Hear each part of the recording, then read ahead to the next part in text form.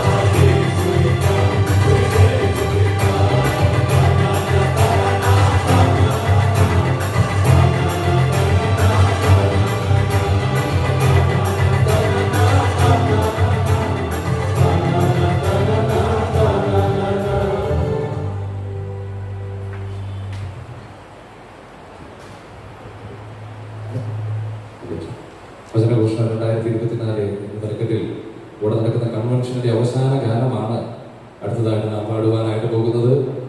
എല്ലാവർക്കും കഴിയുന്ന സഹോദരന്മാർക്ക് എല്ലാവർക്കും എഴുന്നേറ്റ് നിന്ന് കൈകളെ അടിച്ച് നമുക്ക് ഈ ഗാനം പാടാം. കർത്താവ് താൻ ഗംഭീരനാഥത്തോടും പ്രധാന ദൈവദൂത ശബ്ദത്തോടും എന്ന് ആരംഭിക്കുന്ന വളരെ പ്രത്യാശ നിറഞ്ഞ ആ ഗാനം നമുക്ക് എല്ലാവർക്കും കൈകളെ അടിച്ച് ചേർന്ന് പാടാം.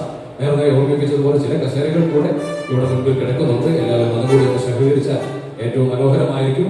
നമുക്ക് ആ ഗാനം കർത്താവ് താൻ ഗംഭീരനാഥത്തോടും എന്ന് ആരംഭിക്കുന്ന ഗാനം കൈകളെ അടിച്ച് പാടി ദൈവത്തെ മഹത്വപ്പെടും.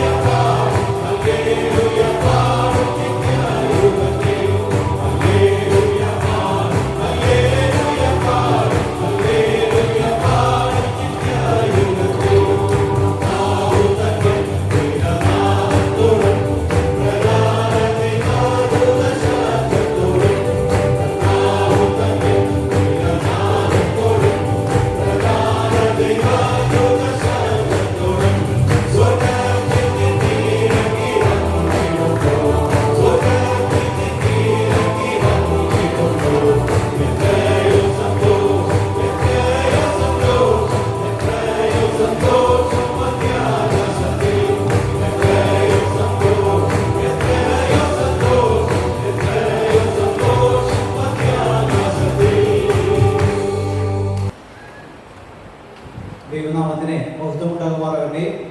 വചനഘോഷണം 2024 ഈ അവസാന ദിവസത്തിലും ഇത്രയും പേർക്ക് കടന്നു വന്ന് ദൈവത്തെ പാടി സ്തുതിപ്പാൻ തക്കവണ്ണം ദൈവം നൽകിയ ഈ നല്ല സമയത്തിനോർത്ത് ദൈവത്തിന് എല്ലാ മഹത്വവും അർപ്പിക്കുന്നു. കഴിഞ്ഞ 4 ദിവസങ്ങളിലായി ദൈവത്തിന്റെ മാറ്റമില്ലാത്ത വചനം ഇവിടെ പ്രഘോഷിപ്പാൻ തക്കവണ്ണം ദൈവം ഇവിടെയാക്കി തീർത്തു. ആദ്യത്തെ 2 ദിവസങ്ങളിൽ ജോൺ കുര്യൻ സഹോദരനും ഇന്നലെയും ഇന്നുമായി സജി അജയ് സഹോദരനും ദൈവവചനം ശുശ്രൂഷിപ്പാൻ തക്കവണ്ണം ദൈവം ഇടയാക്കുന്നു. അതിനോർത്ത് ദൈവത്തെ എല്ലാ മഹത്വവും അർപ്പിക്കുന്നു. ഇവിടെ മനോഹരമായ ഗാനങ്ങൾ ആലപിച്ചത് ഈ സ്ഥലസഭയിലെ തന്നെ സഹോദരന്മാരാണ്. വളരെ വ്യക്തമായ രീതിയിൽ അവരെ പ്രാക്ടീസ് ചെയ്യുകയും വളരെ മനോഹരമായ രീതിയിൽ കർത്താവിന്റെ കൃപയിൽ ആശ്രയിച്ച് ആ ഗാന ശുശ്രൂഷ നിർവഹിക്കുകയും ചെയ്ത സഹോദരന്മാരോടുള്ള പ്രത്യേകമായ നന്ദി ഈ സമയത്ത് അറിയിക്കുകയാണ്. ദൈവം അവരെ കൂടുതലായി ബലപ്പെടുത്തുമാറാകട്ടെ. ഇന്ന് കർത്താവിന്റെ വചനം സംസാരിക്കുന്നത് സജി എ ജെ സഹോദരനാണ്. സുവിശേഷനായിരുന്ന സജി എ ജെ സഹോദരൻ മല്ലശ്ശേരിയിൽ നിന്നും കടന്നു വന്നിട്ടുണ്ടല്ലോ. താനായിരിക്കും ഇന്ന് ദൈവവചന ശുശ്രൂഷ നിർവഹിക്കുന്നത്. സഭയായുള്ള ഞങ്ങളുടെ ക്ഷണം സ്വീകരിച്ച് ഇന്ന് രാവിലെയും ഇന്ന് വൈകിട്ടും ഉള്ള മീറ്റിംഗുകളിൽ കർത്താവിന്റെ വചനം പ്രഘോഷിക്കുവാൻ തക്കവണ്ണം കടന്നു വന്ന കർത്താവിന്റെ ദാസൻ സുവിശേഷകൻ സജി എ ജെ മല്ലശ്ശേരി അവർക്കോടുള്ള സഭയായുള്ള ഞങ്ങളുടെ നന്ദിയെ ഈ സമയത്ത് അറിയിക്കുകയാണ്. ഇപ്പോൾ ഈ ശുശ്രൂഷയുടെ അനുഗ്രഹത്തിന് വേണ്ടി കിഴക്കേക്കോട്ട സഭയിലെ മുഖ്യന്മാരിൽ ഒരാളായിരിക്കുന്ന ഡോക്ടർ എം പി ജോസഫ് സഹോദരൻ കടന്നു വന്ന് പ്രാർത്ഥിക്കുന്നതായിരിക്കും. തുടർന്ന് കർത്താവിന്റെ ദാസൻ സജി എ ജോസഫ് മല്ലശ്ശേരി ദൈവവചനത്തിൽ നിന്നും സംസാരിക്കുന്നതായിരിക്കും. വചന ശുശ്രൂഷയ്ക്ക് ശേഷം ഈ സഭയിലെ മുഖ്യന്മാരിൽ ഒരാളായിരിക്കുന്ന ടിബി ആഡം സഹോദരൻ കടന്നു വന്ന് പ്രാർത്ഥിക്കുന്നതായിരിക്കും. ഒരു പാട്ടിന്റെ രണ്ടടി പാടി പ്രാർത്ഥിച്ച് ആശീർവാദം പറഞ്ഞ് ഇന്നത്തെ മീറ്റിംഗ് അവസാനിക്കുന്നതായിരിക്കും. ആ രീതിയിൽ ഇന്നത്തെ ശുശ്രൂഷകൾ അനുഗ്രഹമായി തീരുവാൻ നമുക്ക് എല്ലാവർക്കും പ്രാർത്ഥനയോടുകൂടിയിരിക്കാം. ഇന്നലെയും ഇന്നുമായി കർത്താവിന്റെ ദാസനിലൂടെ മാറ്റമില്ലാത്ത വചനം ദൈവം നമ്മളോട് സംസാരിച്ചുകൊണ്ടിരിക്കുകയാണല്ലോ. നമ്മുടെ ഹൃദയങ്ങളിൽ അത് അനുഗ്രഹമായി തീരുവാൻ തക്കവണ്ണം, രൂപാന്തരപ്പെടുവാൻ തക്കവണ്ണം, ചില കർത്താവിനെ കണ്ടെത്തുവാൻ തക്കവണ്ണം ഈ ദിവസങ്ങളിലെ ശുശ്രൂഷ മുഖാന്തരമായി തീരേണ്ടതിനെ നമുക്ക് പ്രാർത്ഥനയോടുകൂടെ ആയിരിക്കാം. ഈ കോമ്പൗണ്ടിന്റെ ബാക്ക് സൈഡിൽ ഒരു ബുക്ക് സ്റ്റോൾ പ്രവർത്തിക്കുന്നുണ്ട്. ആ കാര്യങ്ങളും നിങ്ങൾ ഓർക്കുമല്ലോ. ബൈബിൾ സംബന്ധമായ ബുക്കുകളും കലണ്ടറും അതിനുള്ള കാര്യങ്ങൾ അവിടെ അവൈലബിൾ ആണ്. അത് നിങ്ങൾ പ്രയോജനപ്പെടുത്തുവാൻ പ്രത്യേകം ഈ സമയത്ത് ആവശ്യപ്പെടുക.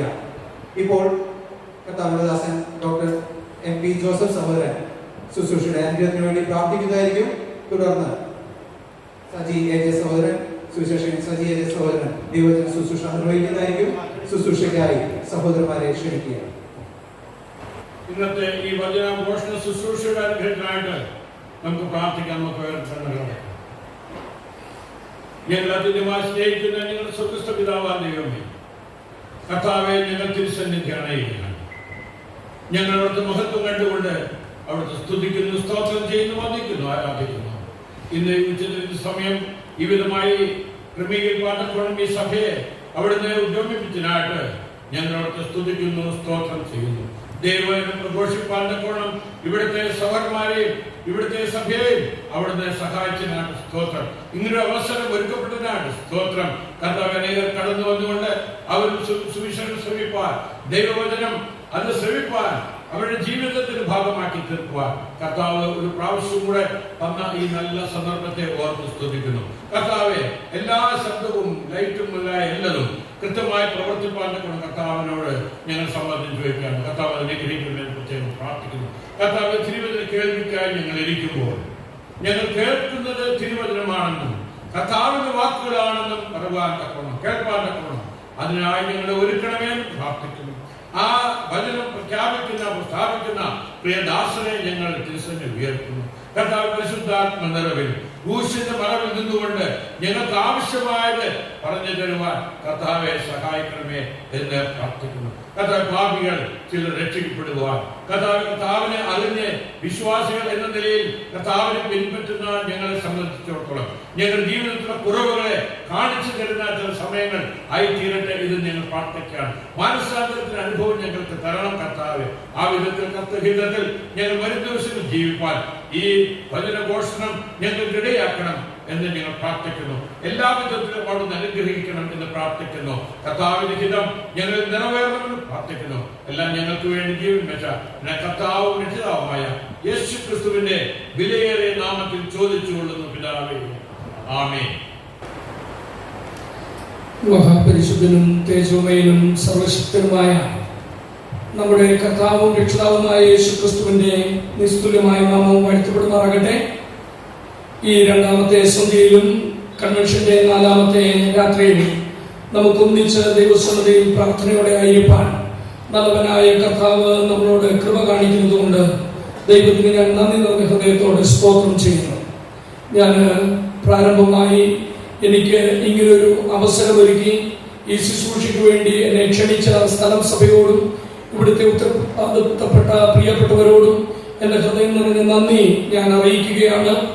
അനേക അനുഗ്രഹീതരായ ദൈവദാസന്മാർ കർത്താവിന്റെ വേലയിൽ കഴിഞ്ഞ നാളുകളിൽ അധ്വാനിച്ചവർ എൻ്റെ മുമ്പിൽ ഇരിപ്പുണ്ട്.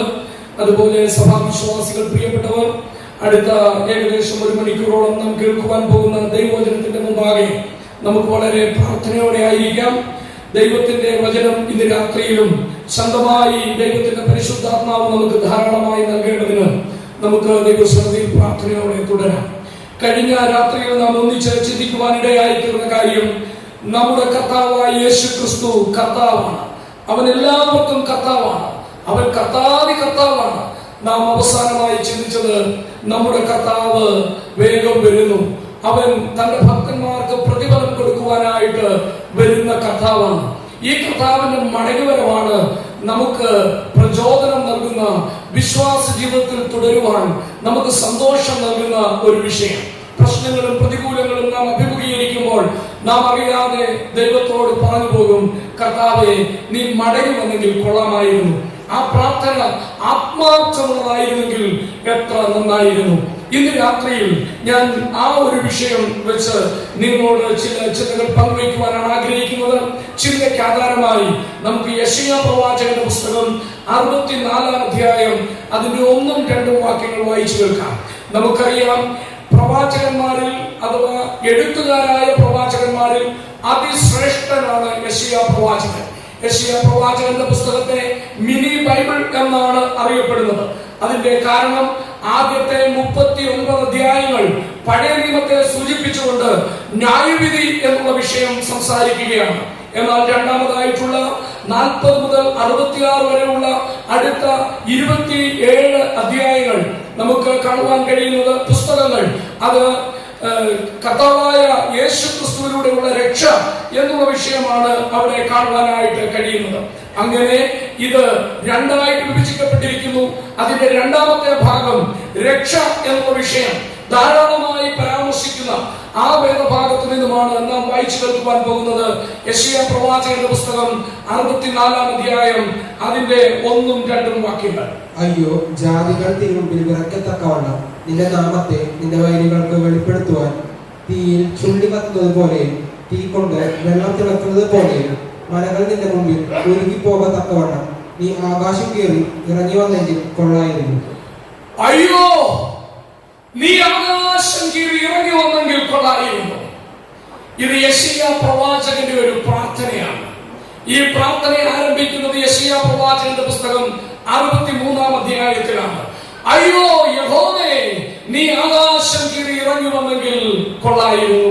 ദൈവത്തിന്റെ ദാസനായ യെശയ്യാ പ്രവാചകൻ നടത്തിയ ഈ പ്രാർത്ഥന ഉണർവ് പ്രാർത്ഥനകളിൽ ഏറ്റവും ശ്രേഷ്ഠമാണ്. ദൈവത്തിന്റെ വചനത്തിൽ അനേകം ഉണർവ് പ്രാർത്ഥനകൾ രേഖപ്പെടുത്തിയിട്ടുണ്ട്. അങ്ങനെയുള്ള ഉണർവ് പ്രാർത്ഥനകളിൽ ഏറ്റവും ശ്രേഷ്ഠമായ ഒരു പ്രാർത്ഥനയാണ് യെശയ്യാ പ്രവാചകൻ ഇവിടെ പ്രാർത്ഥിക്കുന്നത്.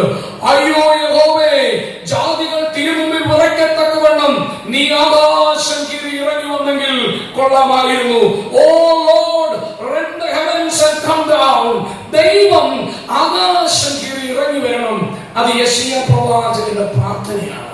ഇന്ന് രാത്രിയിൽ പ്രിയപ്പെട്ടവരെ, കർത്താവായ യേശു ക്രിസ്തുവാണ് ഈ ഇറങ്ങി വരുവാൻ പോകുന്ന യഹോവ എന്നുള്ളത് ഈ വേദഭാഗം നാം പഠിക്കുമ്പോൾ നമുക്ക് മനസ്സിലാക്കുവാൻ കഴിയും. 63-ാം അധ്യായത്തിന്റെ 1 മുതലുള്ള വാക്യത്തിൽ നാം വായിക്കുകയാണ്. ഏദോമിൽ നിന്ന് രക്താംബരം ധരിച്ചുകൊണ്ട് ബൊസ്രയിൽ നിന്ന് വരുന്നവൻ ആര്? വസ്ത്രാലങ്കൃതനായി തന്റെ ശക്തിയുടെ മഹാത്മ്യത്തിൽ നടകൊള്ളുന്നവൻ ആര്? നീതിയെ അരുളിച്ചെയ്യുന്നവനും രക്ഷിക്കുവാൻ വന്നവനുമായ ഞാൻ തന്നെ. നിന്റെ ഉടുപ്പ് ചുവന്നിരിക്കുന്നത് എന്ത്? നിന്റെ വസ്ത്രം മുന്തിരിച്ചക്ക് ചവിട്ടുന്നതിന് പോലെ ഇരിക്കുന്നത് എന്ത്? ഞാൻ ഏകനായി മുന്തിരിച്ചക്ക് ചവിട്ടി, ജാതികളിൽ ആരും എന്നോട് കൂടെ ഉണ്ടായിരുന്നില്ല.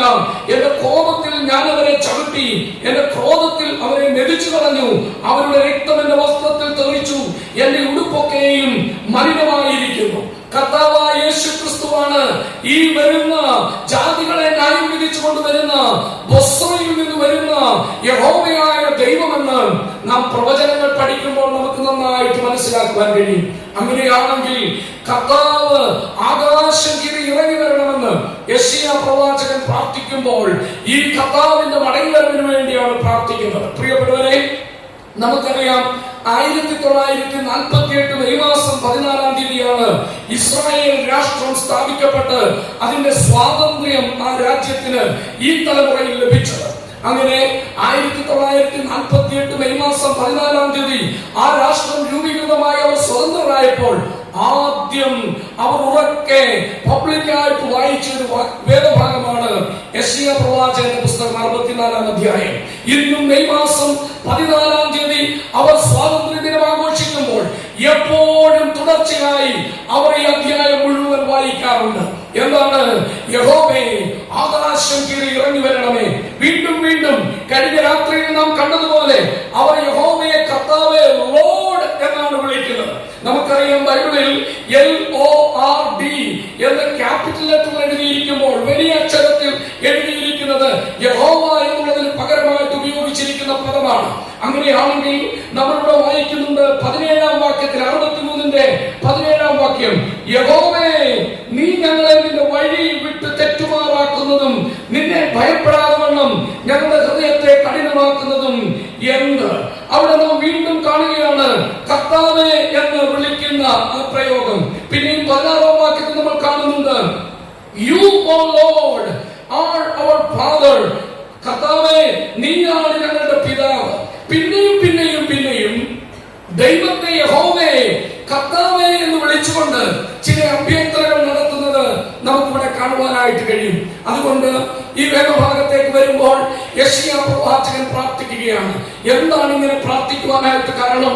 ഏകദേശം BC 739 മുതൽ 681 വരെയുള്ള 58 വർഷക്കാലമായിരുന്നു യെശയ്യാ പ്രവാചകൻ ഇസ്രായേൽ ജനത്തിന്റെ ഇടയിൽ താൻ പ്രവചനം നടത്തിക്കൊണ്ടിരുന്നത്. ഈ യെശയ്യാ പ്രവാചകൻ രാജകൊട്ടാരത്തിലേക്ക് പ്രവേശനമുള്ള ഒരു പ്രവാചകനായിരുന്നു. രാജകുടുംബവുമായി ബന്ധമുള്ള ഒരു മഹാമനുഷ്യനായിരുന്നു. ഇദ്ദേഹം വിവാഹിതനും ഇദ്ദേഹത്ത് മക്കളും ഉണ്ടായിരുന്നു. അങ്ങനെ അനുഗ്രഹീതമായ നിലയിൽ ശുശ്രൂഷ ചെയ്ത് 58 വർഷം അദ്ദേഹം തുടർന്നു. ഹിസ്കിയാവ് എന്ന് പറയുന്ന രാജാവിന് മരണകരമായ രോഗം പിടിച്ചപ്പോൾ അദ്ദേഹത്തിന് വേണ്ടി പ്രാർത്ഥിച്ച് അദ്ദേഹത്തിന്റെ ആ പരുവിന്മേൽ അത്തിപ്പടക്കൊട്ട കൊണ്ടുവന്ന് വെച്ച് അദ്ദേഹത്തിന് സൗഖ്യം കൊടുത്ത ദൈവത്തിന്റെ ദാസനാണ് ഇദ്ദേഹം. അദ്ദേഹത്തോട് ഇനിയും നീ 15 വർഷം ജീവിക്കും എന്ന് പറഞ്ഞ അനുഗ്രഹീത പ്രവാചകൻ. എന്നാൽ ആ ഹിസ്കിയാവിന്റെ മകൻ ഇദ്ദേഹത്തിന്റെ പ്രാർത്ഥനയുടെ ഫലമായി ദീർഘായുസ് കിട്ടി ജീവിച്ച സമയത്ത് ഹിസ്കിയാവിന് ജനിച്ച മനശ്ശെ എന്ന് പറയുന്ന ആ രാജാവ് ഈർച്ചവാൾ കൊണ്ട് അറുത്താണ് ഈ പ്രവാചകനെ കൊന്നത്. അങ്ങനെയാണ് ഈ പ്രവാചകൻ മരിക്കുവാൻ ഇടയായി തീർന്നത്. എന്നാൽ തന്റെ ആയുസിന്റെ നല്ലൊരു കാലം നീണ്ട 58 വർഷക്കാലം ഇസ്രായേലിന്റെ നടുവിൽ ഇസ്രായേലിന് വേണ്ടി പ്രാർത്ഥിച്ച് അദ്ദേഹം തുടർന്ന് അവരുടെ ഇടയിൽ ദൈവവചനം പ്രസംഗിച്ചു തുടർന്ന ഒരു ഭക്തൻ അദ്ദേഹം പ്രാർത്ഥിക്കുകയാണ്, യഹോവേ മടങ്ങി വരണമേ. ഓ Lord, rend the heavens and come down. കർത്താവേ, ആകാശം കീറി ഇറങ്ങി വരണമേ. എന്തുകൊണ്ടാണ് കർത്താവ് മടങ്ങി വരേണ്ടത്? അതിന് 3 കാരണങ്ങൾ ഈ വേദഭാഗത്തേക്ക് വരുമ്പോൾ നമുക്ക് കാണുവാനായിട്ട് കഴിയും. കർത്താവ് മടങ്ങി വരണം, അതിന് 3 കാരണങ്ങൾ. ഒന്നാമത്തെ കാരണം നാം 63-ാം അധ്യായത്തിന്റെ 15 മുതൽ 17 വരെയുള്ള വാക്യങ്ങളിൽ കാണുന്നു. 15, 16, 17ന്റെ പകുതി വരെയുള്ള ഭാഗം നമുക്കത് വായിച്ചു കേൾക്കാം. സ്വർഗത്തിൽ നിന്ന് നോക്കി വിശുദ്ധിയും മഹത്വമുള്ള നിന്റെ വാസസ്ഥലത്ത് നിന്ന് കടാക്ഷിക്കണമേ. നിന്റെ തീക്ഷ്ണതയും വീര്യപ്രവൃത്തികളും എവിടെ? നിന്റെ മനസ്സലിവും കരുണയും എന്നോട് കാണിക്കാതെ വണ്ണം നീ അടക്കി വെച്ചിരിക്കുന്നു. നീയല്ലോ ഞങ്ങളുടെ പിതാവ്. അബ്രഹാം ഞങ്ങളെ അറിയുന്നില്ല, ഇസ്രായേലിന് ഞങ്ങളെ തിരിയുന്നതുമില്ല. നീയോ യഹോവേ ഞങ്ങളുടെ പിതാവാകുന്നു. യുഗാരംഭം മുതൽ ഞങ്ങളുടെ വീണ്ടെടുപ്പുകാരൻ എന്നാകുന്നു നിന്റെ നാമം. യഹോവേ, നീ ഞങ്ങളെ നിന്റെ വഴി വിട്ട് തെറ്റുമാറാക്കുന്നതും നിന്നെ ഭയപ്പെടാതെ വണ്ണം ഞങ്ങളുടെ ഹൃദയത്തെ കഠിനമാക്കുന്നതും എന്ത്? നമ്മളോട് വായിക്കുകയാണ്, യഹോവേ, നീ ഞങ്ങളെ നിന്റെ വഴി വിട്ട് തെറ്റുമാറാക്കുന്നതും നിന്നെ ഭയപ്പെടാതെ വണ്ണം ഞങ്ങളുടെ ഹൃദയത്തെ കഠിനമാക്കുന്നതും എന്ത്? The believers have become worldly and they are wandering in the world. That is why they have become very hard. ഈ ലോകത്തിൽ വിശ്വാസികൾ ദൈവത്തിന്റെ വഴി വിട്ട് അവർ ദൈവത്തെ മറന്നു പോകുന്ന ഒരു കൂട്ടമായി അവരുടെ ഹൃദയം കഠിനപ്പെട്ടിരിക്കുന്നു. അതുകൊണ്ട് കർത്താവേ, നീ മടങ്ങി വരണമേ. പ്രിയപ്പെട്ടവരെ, ഇന്ന് രാത്രിയിൽ ദൈവത്തിന്റെ സന്നിധിയിൽ ദൈവവചനം കേട്ടുകൊണ്ടിരിക്കുന്ന ദൈവമക്കളായ നാം നമ്മുടെ നടുവിൽ തന്നെ നോക്കിയാൽ നമുക്കറിയാം, ദൈവത്തെ ഭയമില്ലാതെ ജീവിക്കുന്ന ദൈവത്തിന്റെ ജനമെന്ന് പേരുള്ള ഒരു കൂട്ടമുണ്ട്. അവർ ദൈവത്തിന്റെ വഴി വിട്ട് തെറ്റിപ്പോയിരിക്കുന്നു. യഹോവയെ ഭയപ്പെടുവാൻ തക്കവണ്ണം ഇടയാകാതെ അവരുടെ ഹൃദയം കഠിനപ്പെട്ടിരിക്കുന്നു. എന്താണ് ഇതിന് കാരണം? പ്രിയപ്പെട്ടവരെ, പലപ്പോഴും നമുക്കറിയാം, ദൈവം ന്യായവിധി നടത്തുന്ന ദൈവമാണ്. നമ്മുടെ ദൈവം ദഹിപ്പിക്കുന്ന അഗ്നിയല്ലോ എന്ന് എബ്രായർ 12:29 നാം വായിക്കുന്നു. ദഹിപ്പിക്കുന്ന അഗ്നിയായ ന്യായവിധി ഇറക്കിക്കൊണ്ടുവരുന്ന ദൈവമായ ആ ദൈവത്തെ നാം പലപ്പോഴും ഭയപ്പെടുന്നില്ല. അങ്ങനെ ദൈവത്തിന്റെ ജനം ദൈവത്തെ ഭയപ്പെടാതെ ദൈവ വഴി വിട്ടു മാറുന്നു. ആത്മികരായി ജീവിക്കേണ്ടവർക്ക് ദൈവഭയമില്ല. യഹോവയെ രക്ഷിക്കണമേ. ഭക്തന്മാരില്ലാതെ പോകുന്നു. വിശ്വസ്തന്മാർ മനുഷ്യപുത്രന്മാരുടെ കുറഞ്ഞിരിക്കുന്നു എന്ന് ദൈവത്തിന്റെ ജനം, ആത്മികന്മാരായവർ നോക്കി പ്രാർത്ഥിക്കേണ്ട ഒരു കാലഘട്ടത്തിലേക്ക് വന്നെത്തിയിരിക്കുന്നു. അതുകൊണ്ട് കർത്താവിന്റെ ദാസൻ നോക്കിയിട്ട് പറയുകയാണ്, യഹോവേ, നീ മടങ്ങി വരണം. കാരണം എന്താണ്?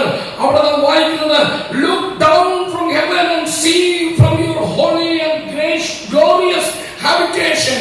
നിന്റെ വിശുദ്ധിയുള്ള സ്വർഗത്തിൽ നിന്ന്, നിന്റെ മഹത്വമുള്ള വാസസ്ഥലത്ത് നിന്ന് നോക്കി കടാക്ഷിക്കണം. എന്താണ് കാരണം? ദൈവം വിശുദ്ധനാണ്. ദൈവത്തിന്റെ സിംഹാസനം വിശുദ്ധിയുള്ളതാണ്. ദൈവം മഹത്വവാനാണ്. സ്വർഗം വിശുദ്ധമാണ്, മഹത്വമുള്ളതാണ്. അവിടെ ഇരുന്ന് ഭരിക്കുന്ന സ്വർഗസ്ഥനായ ദൈവത്തിന്റെ മക്കൾ അവർക്ക് ദൈവഭയമില്ലാതെ ആയിരിക്കുന്നു. പ്രിയപ്പെട്ടവരെ, ഇന്ന് പലപ്പോഴും സ്നേഹവാനായ ദൈവത്തിന്റെ സ്നേഹം നാം ജാതികളോട് പങ്കുവയ്ക്കുമ്പോൾ, ലോകത്തോട് വിളിച്ചു പറയുമ്പോൾ, അവർ അറിയാതെ പറയുന്ന ഒരു കാര്യമുണ്ട്. ക്രിസ്ത്യാനികൾ മാതൃകയോടെ ജീവിക്കാത്തത് കൊണ്ട് ഞങ്ങൾക്ക് ഈ ക്രിസ്തുവിനെ വേണ്ട. ഈ രാഷ്ട്രത്തിന്റെ പിതാവായ മഹാത്മാഗാന്ധി ഒരിക്കൽ പറയുകയുണ്ടായി, I like Christ but I don't like Christians. എനിക്ക് ക്രിസ്തുവിനെ ഇഷ്ടമാണ്, എന്നാൽ ക്രിസ്ത്യാനികളെ ഇഷ്ടമല്ല. എന്താ കാരണം? അവർ ക്രിസ്തു പറഞ്ഞതുപോലെ ജീവിക്കുവാൻ തയ്യാറാകാത്തപ്പോൾ ലോകം നോക്കിയിട്ട് പറയുകയാണ്, ഇതാ ക്രിസ്തുവിന്റെ ജനമെന്ന് പറയുന്നവർ, ക്രിസ്ത്യാനികൾ എന്ന് പറയുന്നവർ, ക്രിസ്തുവിനെ അനുഗമിക്കുന്നവർ, അവർക്ക് ദൈവഭയമില്ലാതെ ജീവിക്കുന്നു. ഭക്തനായ പ്രവാചകൻ ഇപ്പോൾ ദൈവത്തോട് പ്രാർത്ഥിക്കുന്നത്, യഹോവേ, നീ കടാക്ഷിക്കണം, സ്വർഗത്തിൽ നിന്ന് നോക്കണം, നീ സ്വർഗത്തിൽ നിന്ന് കുനിഞ്ഞു നോക്കി ഞങ്ങളോട് കനിവുണ്ടാകണം. ഞങ്ങളുടെ ഇടയിൽ പലരും നിന്നെ ഭയപ്പെടാതെ ജീവിക്കുന്നു, നിന്നോട് സ്നേഹമില്ലാതെ ജീവിക്കുന്നു, നിന്റെ വിശുദ്ധിയെ മറന്ന് ജീവിക്കുന്നു. സ്വർഗത്തിൽ വിശുദ്ധിയിൽ വളരുന്ന ദൈവത്തെ മറന്നുകൊണ്ട് മനുഷ്യജാതി ജീവിക്കുന്നു, വിശ്വാസ സമൂഹം ജീവിക്കുന്നു. അതുകൊണ്ട് കർത്താവേ, സ്വർഗത്തിൽ നിന്ന് നോക്കി കടാക്ഷിക്കണമേ. എന്നാൽ ഈ ദൈവം ആരാണ്? നമ്മളുടെ ആവർത്തിച്ച് വായിക്കുകയാണ്. തുടർച്ചയായി കാണുന്ന ചില വാക്കുകൾ ഒന്നാമതായിട്ട് അവിടെ കാണുകയാണ്, നിന്റെ തീഷ്ണതയും വീര്യപ്രവൃത്തികളും എവിടെ? ഈ ചോദ്യം പ്രവാചകൻ ആവർത്തിച്ച് ചോദിക്കുന്നുണ്ട്. ദൈവം പ്രവൃത്തിയിൽ തീഷ്ണതയുള്ളവനാണ്. അവൻ വീര്യം പ്രവൃത്തികൾ ചെയ്യുന്നവനാണ്. ദൈവത്തിന്റെ വലങ്കരം അത്ഭുതം പ്രവർത്തിക്കുന്നു. നമ്മുടെ ദൈവം തീഷ്ണതയുള്ള ദൈവമാണ്. ആദ്യ നൂറ്റാണ്ടിൽ ദൈവസഭയിലേക്ക് അശുദ്ധി കടന്നു വന്നപ്പോൾ, പാപം കടന്നു വന്നപ്പോൾ നമുക്കറിയാം, അനന്യാസും സഫീറയും ഒരു കള്ളം പറഞ്ഞതേ ഉള്ളൂ. അവർ വീണ്ടും മരിക്കുവാനായിട്ടിടയായി തീർന്നു. അപ്പോൾ കള്ളം പറഞ്ഞാൽ വിശുദ്ധന്മാരുടെ ഇടയിൽ മരണമുണ്ടാകുമെന്ന് ദൈവം പറഞ്ഞു. അന്നത്തെ കാലത്ത് ദൈവത്തിന്റെ ജനത്തിന്റെ നടുവിൽ ചെറിയൊരു പാപമെന്ന് നാം പറയുന്ന പാപം അത് മരണത്തിന് കാരണമായി തീർന്നു എന്ന് നമുക്കറിയാം. ഇപ്പോൾ ദൈവത്തിന്റെ ദാസൻ ചോദിക്കുകയാണ്, ദൈവമേ, നിന്റെ തീഷ്ണത എവിടെ? നിന്റെ വീര്യപ്രവൃത്തികൾ എവിടെ? പിന്നെയും അദ്ദേഹം ചോദിക്കുന്നുണ്ട്. നമുക്ക് 11-ാം വാക്യം വായിക്കാം. 11-ാം വാക്യം.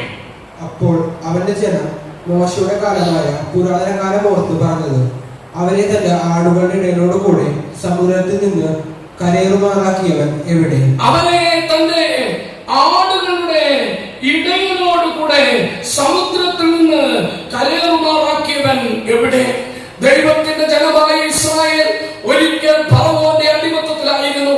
എന്നാൽ ശക്തനായ ഫറവോന്റെ അടിമത്തത്തിൽ നിന്ന് അവരെ വിടുവിച്ചു കൊണ്ടുവന്ന ദൈവം തന്റെ ദാസനായ മോശയിലൂടെ ചെങ്കടൽ പിളർന്നവരെ അക്കരെ കടത്തി പറവോന് ഞാനിനി അടിമയല്ല, പരമസീമോനിൽ ഞാൻ അന്യനല്ല എന്ന് പാടി ഇക്കരയ്ക്ക് വന്ന് ദൈവത്തെ മഹത്വപ്പെടുത്തുവാൻ സ്വാതന്ത്ര്യം നൽകി അവരെ കൊണ്ടുവന്ന ആ സർവശക്തനായ ദൈവം, ചെങ്കടലിനെ പിളർന്നവൻ, യോർദാനെ പിളർന്നവൻ, അവർക്ക് മരുഭൂമിയിൽ കാടയും മണ്ണയും നൽകി അവരെ പോഷിപ്പിച്ചവൻ, അവരുടെ ചെരുപ്പ് തയ്യാറ് നോക്കിയവൻ, വസ്ത്രം ജീർണിക്കാതെ കരുതിയവൻ, ആ ദൈവം എവിടെ എന്ന് ചോദിക്കുന്ന ദൈവത്തിന്റെ ദാസൻ, പ്രിയപ്പെട്ടവരെ, ഈ പന്തലിനുള്ളിൽ ഇരിക്കുന്ന നിങ്ങളെല്ലാവരും കഴിഞ്ഞ കാലങ്ങളിൽ നമ്മുടെ പിതാക്കന്മാരോട് വിശ്വസ്തത കാണിച്ച ദൈവത്തിന്റെ വീര്യപ്രവൃത്തികൾ അറിയാം. നമ്മുടെ മാതാപിതാക്കൾ ദൈവത്തിന്റെ സന്നിധിയിൽ മുട്ടുമടക്കി പ്രാർത്ഥിച്ചപ്പോൾ നമുക്ക് വേണ്ടി വൻകാര്യങ്ങൾ ചെയ്ത വീര്യപ്രവൃത്തികൾ ചെയ്ത ദൈവത്തെ അറിയാം. ആ ദൈവത്തിന്റെ പ്രത്യേകത എന്താണ്? നമ്മൾ 16-ാം വാക്യത്തിൽ വായിക്കുന്നുണ്ട്, നീയോ യഹോവേ ഞങ്ങളുടെ പിതാവാകുന്നു, യുഗാരംഭം മുതൽ ഞങ്ങളെ വീണ്ടെടുപ്പുകാരൻ എന്നാകുന്നു നിന്റെ നാമം. ഈ ദൈവം ആരാണ്? നമ്മുടെ പിതാവാണ്. ദൈവം എങ്ങനെയാണ് നമ്മുടെ പിതാവായത്? നിങ്ങളും ഞാനും പിശാചെന്ന അപ്പന്റെ മക്കളായിരുന്നു. നമ്മൾ പാപത്തിന് അടിമകളായിരുന്നു. എന്നാൽ നമ്മുടെ പാപങ്ങളെ ഏറ്റുപറഞ്ഞ് യേശുവിനെ രക്ഷകനും കർത്താവായി അംഗീകരിച്ചപ്പോൾ സ്വർഗത്തിലെ ദൈവം നമ്മുടെ പിതാവായി തീർന്നു. അവൻ നമ്മുടെ വീണ്ടെടുപ്പുകാരനായി തീർന്നു. എന്താണ് വീണ്ടെടുപ്പ് എന്ന വാക്കിന്റെ അർത്ഥം? അടിമച്ചന്തയിൽ നിന്നും വില കൊടുത്ത് വാങ്ങുന്നത്. അതേ, നമ്മുടെ കർത്താവായ യേശു ക്രിസ്തു തന്റെ രക്തത്താൽ നമ്മളെ വില കൊടുത്തു വാങ്ങി. ദൈവത്തിന് വീണ്ടെടുപ്പ് വില കൊടുക്കാൻ ആർക്കും കഴിയില്ല എന്ന് പഴയ നിയമം വിളിച്ചു പറഞ്ഞുകൊണ്ടിരുന്നപ്പോൾ ദൈവത്തിന് വീണ്ടെടുപ്പ് വില കൊടുക്കുവാനായി സ്വർഗത്തിലെ ദൈവം മനുഷ്യനായിട്ട് ഇറങ്ങി വന്നു. അതെ, നാം വീണ്ടെടുക്കപ്പെട്ടിരിക്കുന്നത് പൊന്ന് വെള്ളി മുതലായ അഴിഞ്ഞു പോകുന്ന വസ്തുക്കളെ കൊണ്ടല്ല, ക്രിസ്തു എന്ന നിർദോഷവും നിഷ്കളങ്കവുമായ കുഞ്ഞാടിന്റെ വിലയേറിയ രക്തം കൊണ്ടത്രേ എന്ന് നാം വായിക്കുന്നു. അതുകൊണ്ട് ദൈവ കുഞ്ഞാടായ ക്രിസ്തുവിന്റെ രക്തം നമ്മെ വീണ്ടെടുത്തു. പിശാചിന്റെ അടിമത്തത്തിൽ നിന്ന് നമുക്ക് സ്വാതന്ത്ര്യം തന്നു. അവൻ നമ്മുടെ പിതാവായി തീർന്നു. എന്നാൽ അവന്റെ തീഷ്ണതയും വീര്യപ്രവൃത്തികളും എവിടെ? ദൈവത്തിന്റെ ദാസൻ ചോദിക്കുകയാണ്. പിന്നെയും ആ എവിടെ എന്ന വാക്ക് നാം വീണ്ടും കാണുന്നു. 11-ാം വാക്യത്തിന്റെ പകുതിയിലുള്ള ഭാഗമാണ്. അവരെ തന്റെ ആടുകളുടെ ഇടയോട് കൂടെ സമുദ്രത്തിൽ നിന്നും കരയേറുവാനാക്കിയവൻ എവിടെ? അവരുടെ ഉള്ളിൽ തന്റെ പരിശുദ്ധാത്മാവിനെ കൊടുത്തവൻ എവിടെ? അവരുടെ ഉള്ളിൽ തന്റെ പരിശുദ്ധാത്മാവിനെ കൊടുത്തവൻ എവിടെ? ദൈവത്തിന്റെ തിരുവചനം പഠിക്കുമ്പോൾ നമുക്കറിയാം, നിങ്ങളുടെയും എന്റെയും ശരീരം ദൈവത്തിന്റെ മന്ദിരമായി തീർന്നു. ദൈവത്തിന്റെ പരിശുദ്ധാത്മാവ് നമ്മളിൽ വസിക്കുന്നു. അതെ, 1 കൊരിന്ത്യർ 3:16-ഉം 1 കൊരിന്ത്യർ 6:19 ചേർത്ത് പഠിക്കുമ്പോൾ നമുക്ക് കാണുവാൻ കഴിയും, നിങ്ങളുടെ ശരീരം ദൈവത്തിന്റെ മന്ദിരമെന്നും ദൈവത്തിന്റെ പരിശുദ്ധാത്മാവ് നിങ്ങളിൽ വസിക്കുന്നുവെന്നും നിങ്ങൾ അറിയുന്നില്ലയോ? എന്നെ കേൾക്കുന്ന പ്രിയ സഹോദരി സഹോദരന്മാരെ, ദൈവത്തിന്റെ പരിശുദ്ധാത്മാവ് നമ്മുടെ ഉള്ളിലേക്ക് വന്നു. ഗലാത്യ ലേഖനകാരൻ പറയുന്നത്, നിങ്ങൾ വിശ്വാസത്തിന്റെ പ്രവൃത്തിയാലോ അതോ വിശ്വാസത്തിന്റെ പ്രസംഗം കേട്ടതിനാലോ പരിശുദ്ധാത്മാവിനെ പ്രാപിച്ചത്? നിങ്ങൾ പ്രവൃത്തിയാലാണോ വിശ്വാസത്തിന്റെ പ്രസംഗം കേട്ടതിനാലാണോ പരിശുദ്ധാത്മാവിനെ പ്രാപിച്ചത്? ഉത്തരം ഒന്നേ ഉള്ളൂ, ഞങ്ങൾ വിശ്വാസത്താൽ പ്രസംഗം കേട്ടപ്പോൾ രക്ഷിക്കപ്പെട്ടു, വിശ്വാസത്താൽ പരിശുദ്ധാത്മാവിനെ പ്രാപിച്ചു. അതുകൊണ്ട് നിങ്ങളും ഞാനും രക്ഷിക്കപ്പെട്ടപ്പോൾ സ്വർഗത്തിലെ പിതാവ് പരിശുദ്ധാത്മാവെന്ന നന്മ, പരിശുദ്ധാത്മാവെന്ന അനുഗ്രഹം നമ്മുടെ മേൽ ചൊരിഞ്ഞു. നാം രക്ഷിക്കപ്പെട്ടത് ദൈവത്തിന്റെ പരിശുദ്ധാത്മാവിനാലാണ്, വീണ്ടും ജനിച്ചത് ദൈവത്തിന്റെ പരിശുദ്ധാത്മാവിനാലാണ്. അങ്ങനെ നമ്മൾ രക്ഷിക്കപ്പെട്ടപ്പോൾ ദൈവത്തിന്റെ പരിശുദ്ധാത്മാവ് നമ്മുടെ ഉള്ളിൽ വന്നു. പ്രിയപ്പെട്ടവരെ, ദൈവം തന്റെ പരിശുദ്ധാത്മാവിനെ നമ്മുടെ ഉള്ളിൽ തന്നു.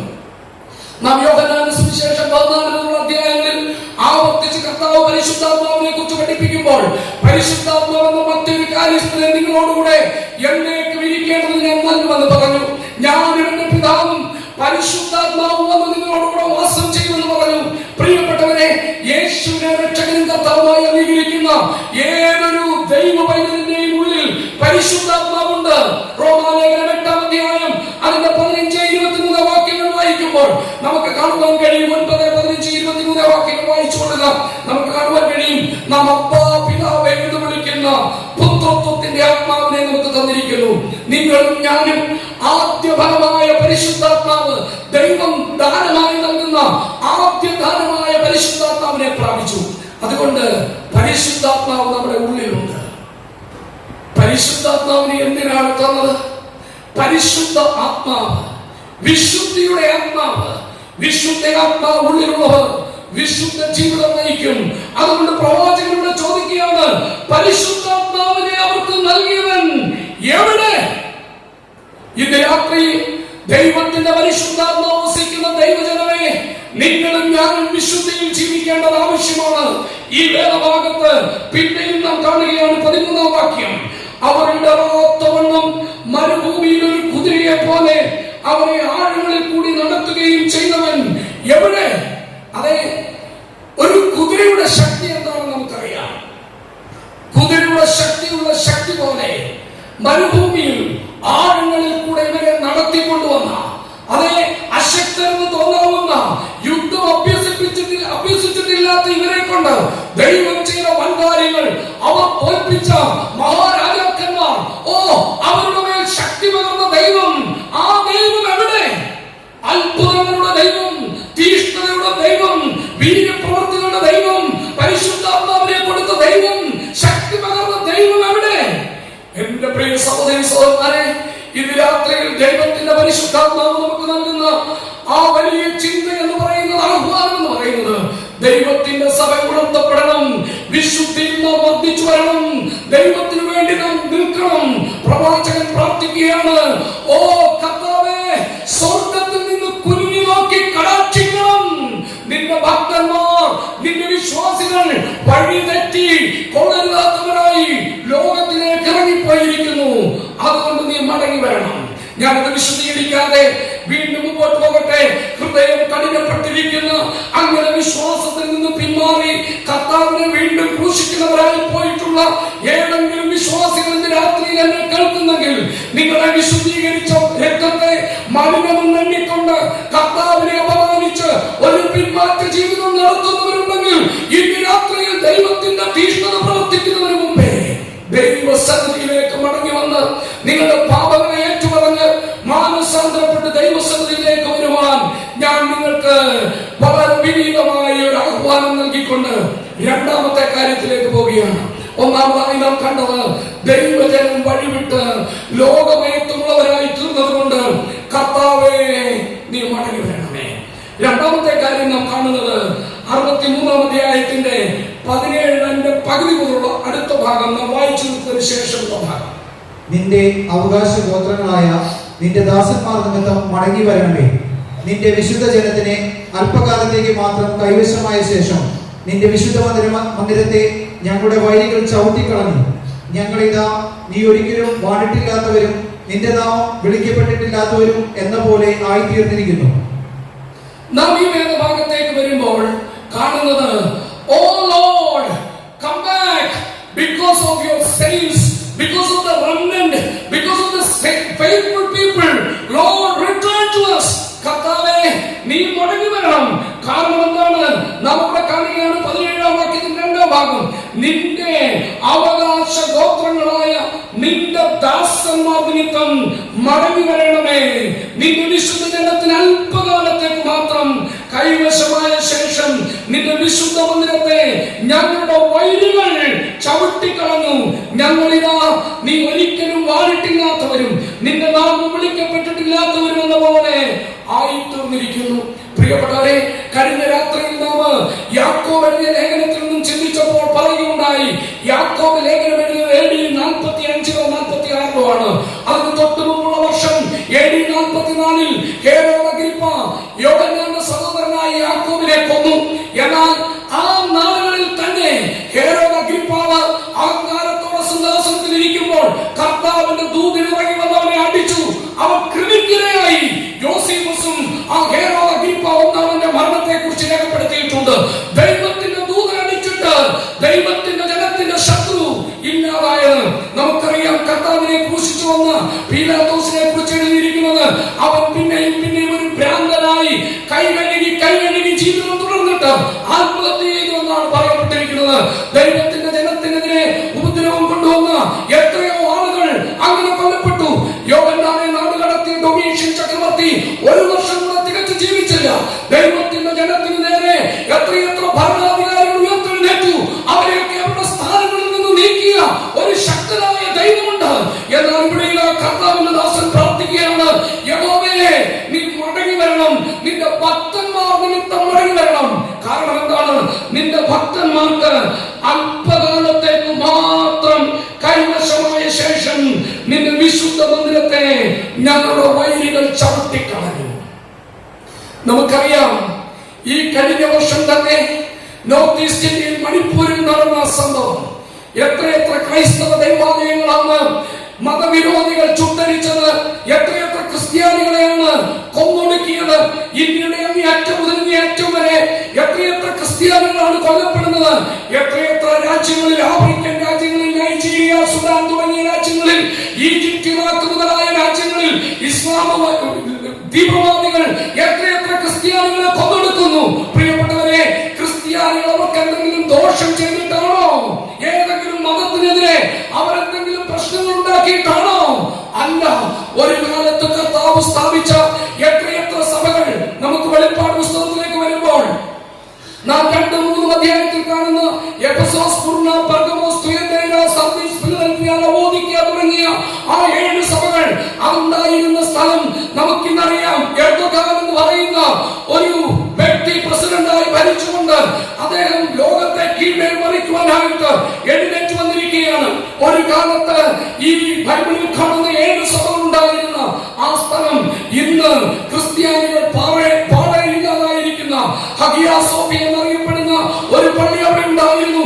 അതും കൂടെ നശിപ്പിച്ചിരിക്കുന്ന ഒരു വല്ലാത്ത കാലഘട്ടത്തിലേക്ക് നാം എത്തിയിരിക്കുന്നു. പ്രിയപ്പെട്ടവരെ, ഒരു കാലത്ത് ക്രിസ്ത്യാനികൾക്ക് ഒരു സാക്ഷ്യമുണ്ടായിരുന്നു. എന്നാൽ ഇന്ന് മതവിരോധികൾ, തീവ്രവാദികൾ, ക്രിസ്തുവിന്റെ ക്രൂശിന്റെ ശത്രുക്കൾ അവർ എഴുന്നേറ്റ് വന്ന് ദൈവത്തിന്റെ ജനത്തെ തച്ചുടയ്ക്കുമ്പോൾ, കൊന്നൊടുക്കുമ്പോൾ, ദൈവത്തിന്റെ ദാസൻ പ്രാർത്ഥിക്കുകയാണ്, ദൈവമേ, നിന്റെ വിശുദ്ധ മന്ദിരം ഞങ്ങൾ കൽപ്പകാലത്തേക്ക് സ്വന്തമായിരുന്നു. നിന്റെ ശക്തി വെളിപ്പെടുത്തുവാൻ നീ ഞങ്ങളെ ഉപയോഗിച്ചു. എന്നാൽ കർത്താവേ, നീ മടങ്ങി വന്നേ മതിയാകൂ. നിനക്കിന്നൊരു ശേഷിപ്പുണ്ട്. ഭക്തന്മാരുടെ ഒരു കൂട്ടമുണ്ട്. അവർ കരയുകയാണ്, ഞങ്ങൾക്ക് ഇവിടെ നിന്നൊരു മാറ്റം വരണം. ശരിയല്ലേ? ഞാൻ കുറച്ച് നാളുകൾക്ക് മുമ്പ് നടന്ന ഒരു സംഭവം ഓർക്കുകയാണ്. ഒബാമ അമേരിക്കയുടെ 2ാമത്തെ പ്രസിഡന്റായി തിരഞ്ഞെടുക്കപ്പെട്ടപ്പോൾ അദ്ദേഹം നടത്തിയ പ്രസംഗം ഞാൻ ലൈവായിട്ട് കേൾക്കുകയുണ്ടായി. ആ പ്രസംഗത്തിൽ അദ്ദേഹം പറയുകയായിരുന്നു, I thank each one of the gays and lesbians for voting for me. എനിക്ക് വോട്ട് ചെയ്ത, ഞാൻ അതിന്റെ ബാക്കി വിശദീകരിക്കുന്നില്ല, എനിക്ക് വോട്ട് ചെയ്ത, നാം പറയുന്നത് പോലെ സോദോം ഗൊമോറയിലെ പാപങ്ങൾ ചെയ്ത ആ ആളുകളെ പ്രത്യേകമായി പ്രശംസിക്കുന്ന ഒരു ഒബാമ. പ്രിയപ്പെട്ടവരെ, അതിനുശേഷം ഇപ്പോൾ പിന്നെയും മുമ്പോട്ട് പോയി. നമുക്കറിയാം, ചില നാളുകൾക്ക് മുമ്പ് അവിടെ ആ രാജ്യത്തിൽ 430-ാം സ്ഥാനം നീന്ത മത്സരത്തിലുണ്ടായിരുന്ന ഒരു മനുഷ്യൻ, അദ്ദേഹം പറഞ്ഞു, ഞാൻ ആണല്ല, ഞാൻ പെണ്ണാണ്. അദ്ദേഹം പിന്നെ സ്ത്രീകളുടെ കൂടെ നീന്തൽ മത്സരത്തിൽ ചേർന്നു. അദ്ദേഹത്തിന് 1ാം സ്ഥാനം കിട്ടി. അമേരിക്കയിൽ കഴിഞ്ഞ ഏപ്രിൽ മാസത്തിൽ ഒരു വലിയ പ്രശ്നം ഉണ്ടാകുവാൻ കാരണം, വലിയ തർക്കമുണ്ടാകുവാൻ കാരണം അതായിരുന്നു. LGBTQ പിന്നെ അത് കൂടുകയാണ്. അങ്ങനെയുള്ള സമൂഹം, പ്രിയപ്പെട്ടവരെ, ഇന്നൊരു വല്ലാത്ത കാലം വന്നെത്തിയിരിക്കുന്നു. നമ്മുടെ സുപ്രീം കോടതിയും പറഞ്ഞു, ആണിനെ വിവാഹം കഴിക്കുന്നത് ശരിയല്ല എന്ന് പറഞ്ഞ് ഇപ്പോൾ ഒരു പ്രഖ്യാപനം നടത്തി. എന്നാൽ ഞാൻ പറയട്ടെ, അധികം താമസിക്കാതെ ആ പ്രഖ്യാപനം മാറ്റപ്പെടും. നമ്മുടെ രാജ്യത്ത് ആണിനെ വിവാഹം കഴിക്കുവാനും പെണ്ണിനെ വിവാഹം കഴിക്കുവാനുള്ള അനുവാദം ഉണ്ടാകും. കാരണം ലോകരാഷ്ട്രങ്ങളിൽ അത് മാറിക്കൊണ്ടിരിക്കുന്നു.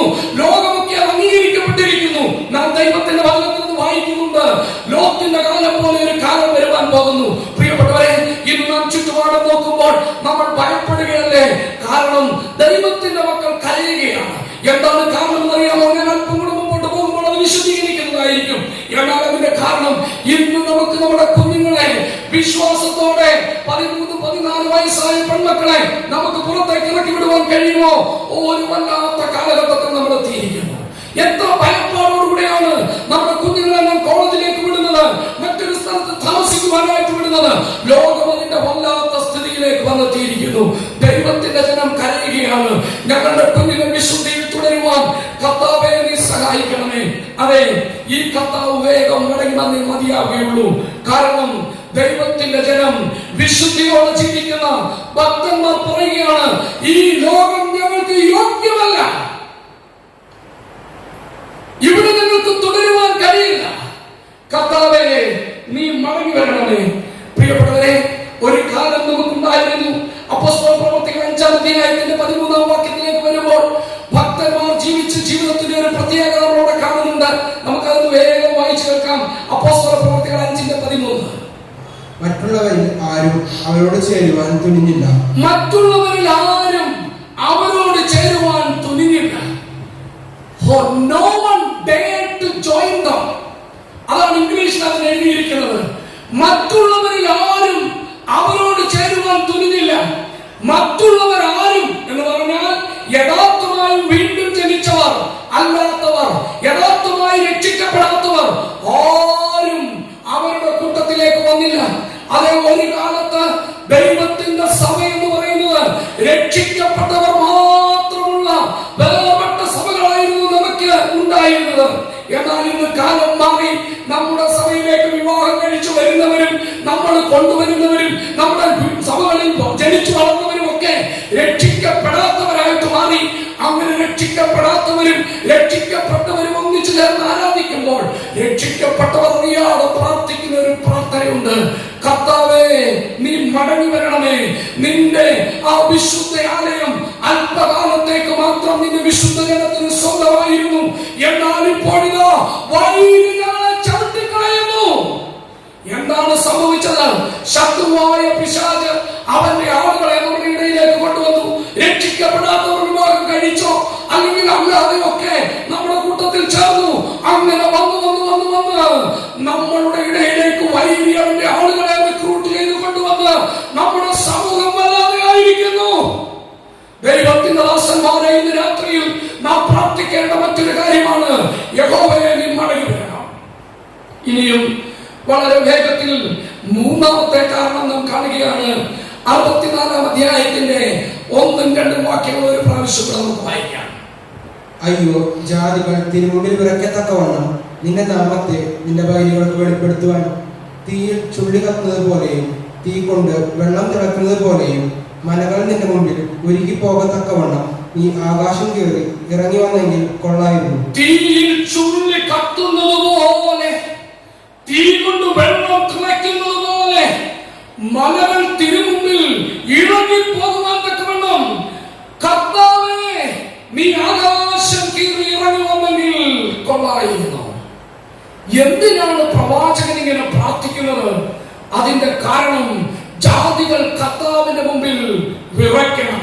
പ്രിയപ്പെട്ടവരെ, കർത്താവ് മടങ്ങി വരണം എന്ന് തന്റെ ദാസൻ പ്രാർത്ഥിക്കുന്നതിന്റെ മൂന്നാമത്തെ കാരണം, because of the terrible sinfulness of the Gentiles, അവിശ്വാസികളായ ജനം നയിച്ചുകൊണ്ടിരിക്കുന്ന മഹാപാപം നിമിത്തം കർത്താവ് മടങ്ങി വരണം. ഇന്ന് ലോകത്തിലേക്കൊന്ന് നോക്കുക പ്രിയപ്പെട്ടവരെ, ഒരു വല്ലാത്ത കാലമല്ലേ. ഞാൻ മുമ്പേ ഓർമ്മിപ്പിച്ചതുപോലെ കഴിഞ്ഞ ചില നാളുകൾക്ക് മുമ്പ് ഞാൻ അറ്റ്ലാന്റയിൽ തമിഴ്നാട്ടിൽ നിന്നുള്ള ഒരു പ്രിയ സഹോദരനോടൊപ്പം ചില ദിവസങ്ങൾ താമസിച്ചു. അദ്ദേഹത്തോടൊപ്പം താമസിക്കുമ്പോൾ അദ്ദേഹത്തിന് ഏകദേശം 9-10 വയസ്സ് മാത്രം, അതിൽ താഴെ മാത്രം പ്രായമുള്ള ഒരു പെൺകുഞ്ഞുണ്ട്. ആ മകളെ സ്കൂളിലേക്ക് വിട്ടതിന് ശേഷം ഓരോ ദിവസവും അവൾ വരുവാൻ വേണ്ടി അദ്ദേഹം കാത്തിരിക്കും.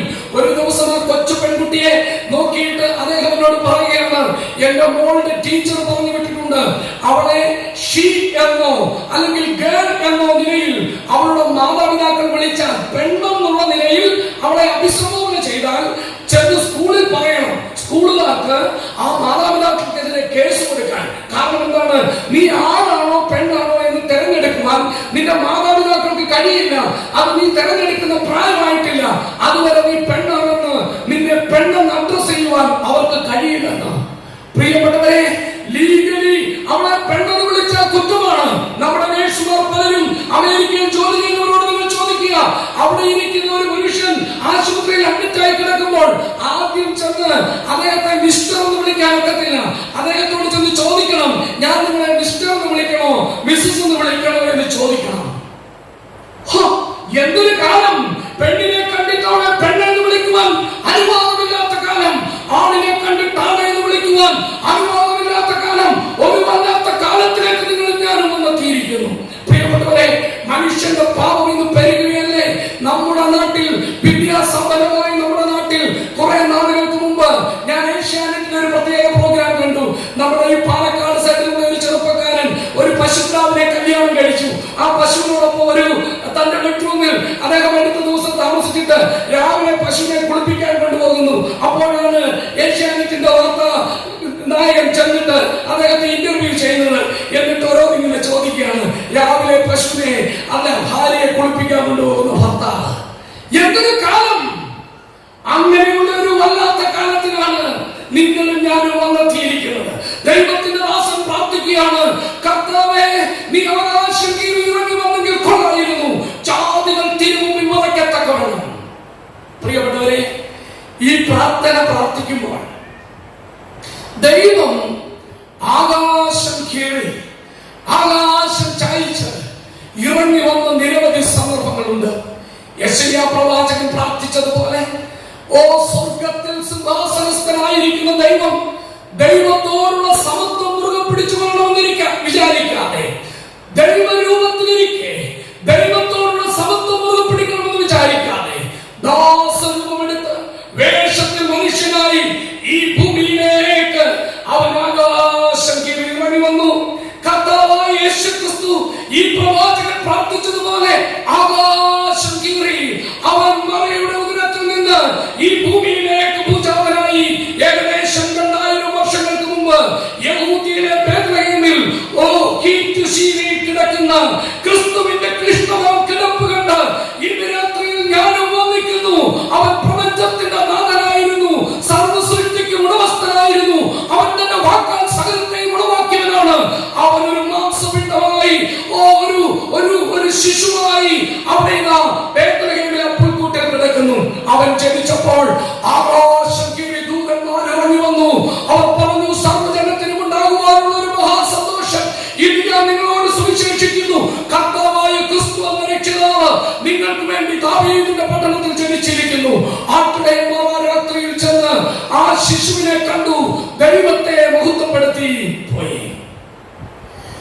പ്രിയപ്പെട്ടവരെ, അവൻ ആകാശം കീറി ഇറങ്ങി വന്നെങ്കിൽ അത് സകലരെയും അറിയിക്കുവാനായിട്ട് ദൈവത്തിന്റെ പരിശുദ്ധാത്മാവിന്റെ ജനനത്തിന്റെ നാളുകളിൽ തന്നെ പ്രവർത്തിച്ചത് വർണ്ണിക്കുവാൻ എനിക്ക് സമയം പോരാ.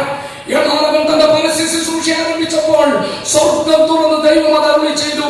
നമുക്ക് മത്തായി സുവിശേഷം 3-ാം അധ്യായം അതിന്റെ 16-17 വാക്യം വായിച്ചു കേൾക്കാം. ഈ കർത്താവായ യേശുക്രിസ്തു അവൻ ആരാണെന്ന് സ്വർഗ്ഗം അത് തുറന്നു വിളംബരം ചെയ്യുന്ന ഒരു കാഴ്ച. യേശു സ്നാനമേറ്റ ഉടനെ വെള്ളത്തിൽ നിന്ന് കയറി. അപ്പോൾ സ്വർഗ്ഗം തുറന്നു, ദൈവാത്മാവ് പ്രാവെന്ന പോലെ ഇറങ്ങി തന്റെ മേൽ വരുന്നത് അവൻ കണ്ടു. ഇവൻ എന്റെ പ്രിയപുത്രൻ, ഇവനെ ഞാൻ പ്രസാദിച്ചിരിക്കുന്നു എന്ന് സ്വർഗ്ഗത്തിൽ നിന്ന് ഒരു ശബ്ദവും ഉണ്ടായി. കർത്താവായ യേശുക്രിസ്തുവിന്റെ ജനനം മുതൽ അവന്റെ രഹസ്യ ജീവിതം 30 വർഷം, അതിന്റെ നടുവിൽ അവൻ ദൈവാലയത്തിൽ തുടർച്ചയായി പോയിക്കൊണ്ടിരുന്നു. 12ാമത്തെ വയസ്സിൽ അവൻ ദൈവാലയത്തിൽ ചെന്ന് ശാസ്ത്രിമാരോടും പരീശന്മാരോടും ഒക്കെ തർക്കിക്കുകയും സംസാരിക്കുകയും സംവാദിക്കുകയും ചെയ്തുകൊണ്ടിരുന്നു. അവൻ തുടർച്ചയായി പതിവ് പോലെ ദേവാലയത്തിൽ പോകുമായിരുന്നു. എന്നാൽ ആ കർത്താവ് തന്റെ പരസ്യ ശുശ്രൂഷ ആരംഭിക്കുകയാണ്. അവൻ യഹൂദിയിൽ വന്നെത്തി. അവൻ യോർദാൻ നദിയിൽ സ്നാപക യോഹന്നാന്റെ കൈക്കീഴിൽ സ്നാനപ്പെട്ടു. അവൻ തന്റെ പരസ്യ ശുശ്രൂഷ ആരംഭിക്കുകയാണ്. അപ്പോൾ സ്വർഗ്ഗം തുറന്നു. സ്വർഗ്ഗത്തിൽ നിന്ന് ദൈവത്തിന്റെ പരിശുദ്ധാത്മാവ് പ്രാവെന്ന പോലെ ഇറങ്ങി അവന്റെ മേൽ ആവസിച്ചു.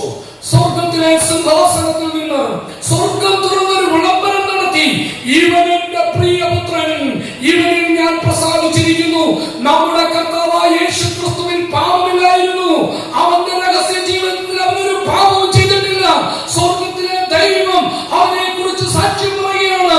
ഞാൻ കഴിഞ്ഞ 30 വർഷക്കാലം ആ ദൈവപുത്രനായ മനുഷ്യപുത്രനായ വേഷത്തിൽ മനുഷ്യനായി തീർന്ന എന്റെ പുത്രനായ ക്രിസ്തുവിന്റെ ജീവിതം കണ്ടു.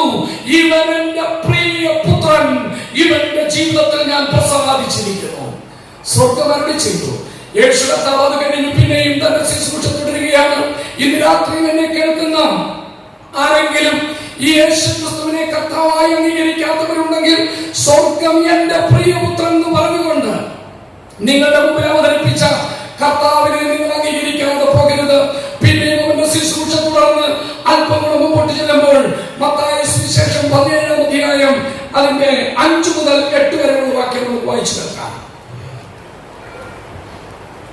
അവൻ പറയുമ്പോൾ തന്നെ പ്രകാശമുള്ള ഒരു മേഘം അവരുടെ മേളിൽ നിഴലിട്ടു. മേഘത്തിൽ നിന്ന്, ഇവൻ എന്റെ പ്രിയപുത്രൻ, ഇവങ്കൽ ഞാൻ പ്രസാദിക്കുന്നു, ഇവന് ചെവി കൊടുപ്പിൻ എന്നൊരു ശബ്ദവും ഉണ്ടായി. ശിഷ്യന്മാർ അത് കേട്ടിട്ട് ഏറ്റവും ഭയപ്പെട്ടു കവിണ്ണു വീണു. യേശു അടുത്തു ചെന്ന് അവരെ തൊട്ടു.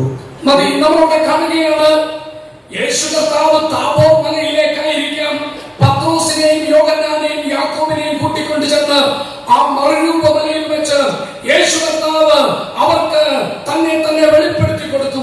അവന്റെ മുഖം സൂര്യന്റെ തേജസ്സോടെ മിന്നുകയായിരുന്നു. അവന്റെ വസ്ത്രം ഭൂമിയിൽ ഒരു അലക്കുകാരനും അലക്കി വെളുപ്പിക്കുവാൻ കഴിയാത്തവണ്ണം വിശുദ്ധമായ വെള്ളയോടുകൂടെ പ്രകാശിക്കുകയായിരുന്നു.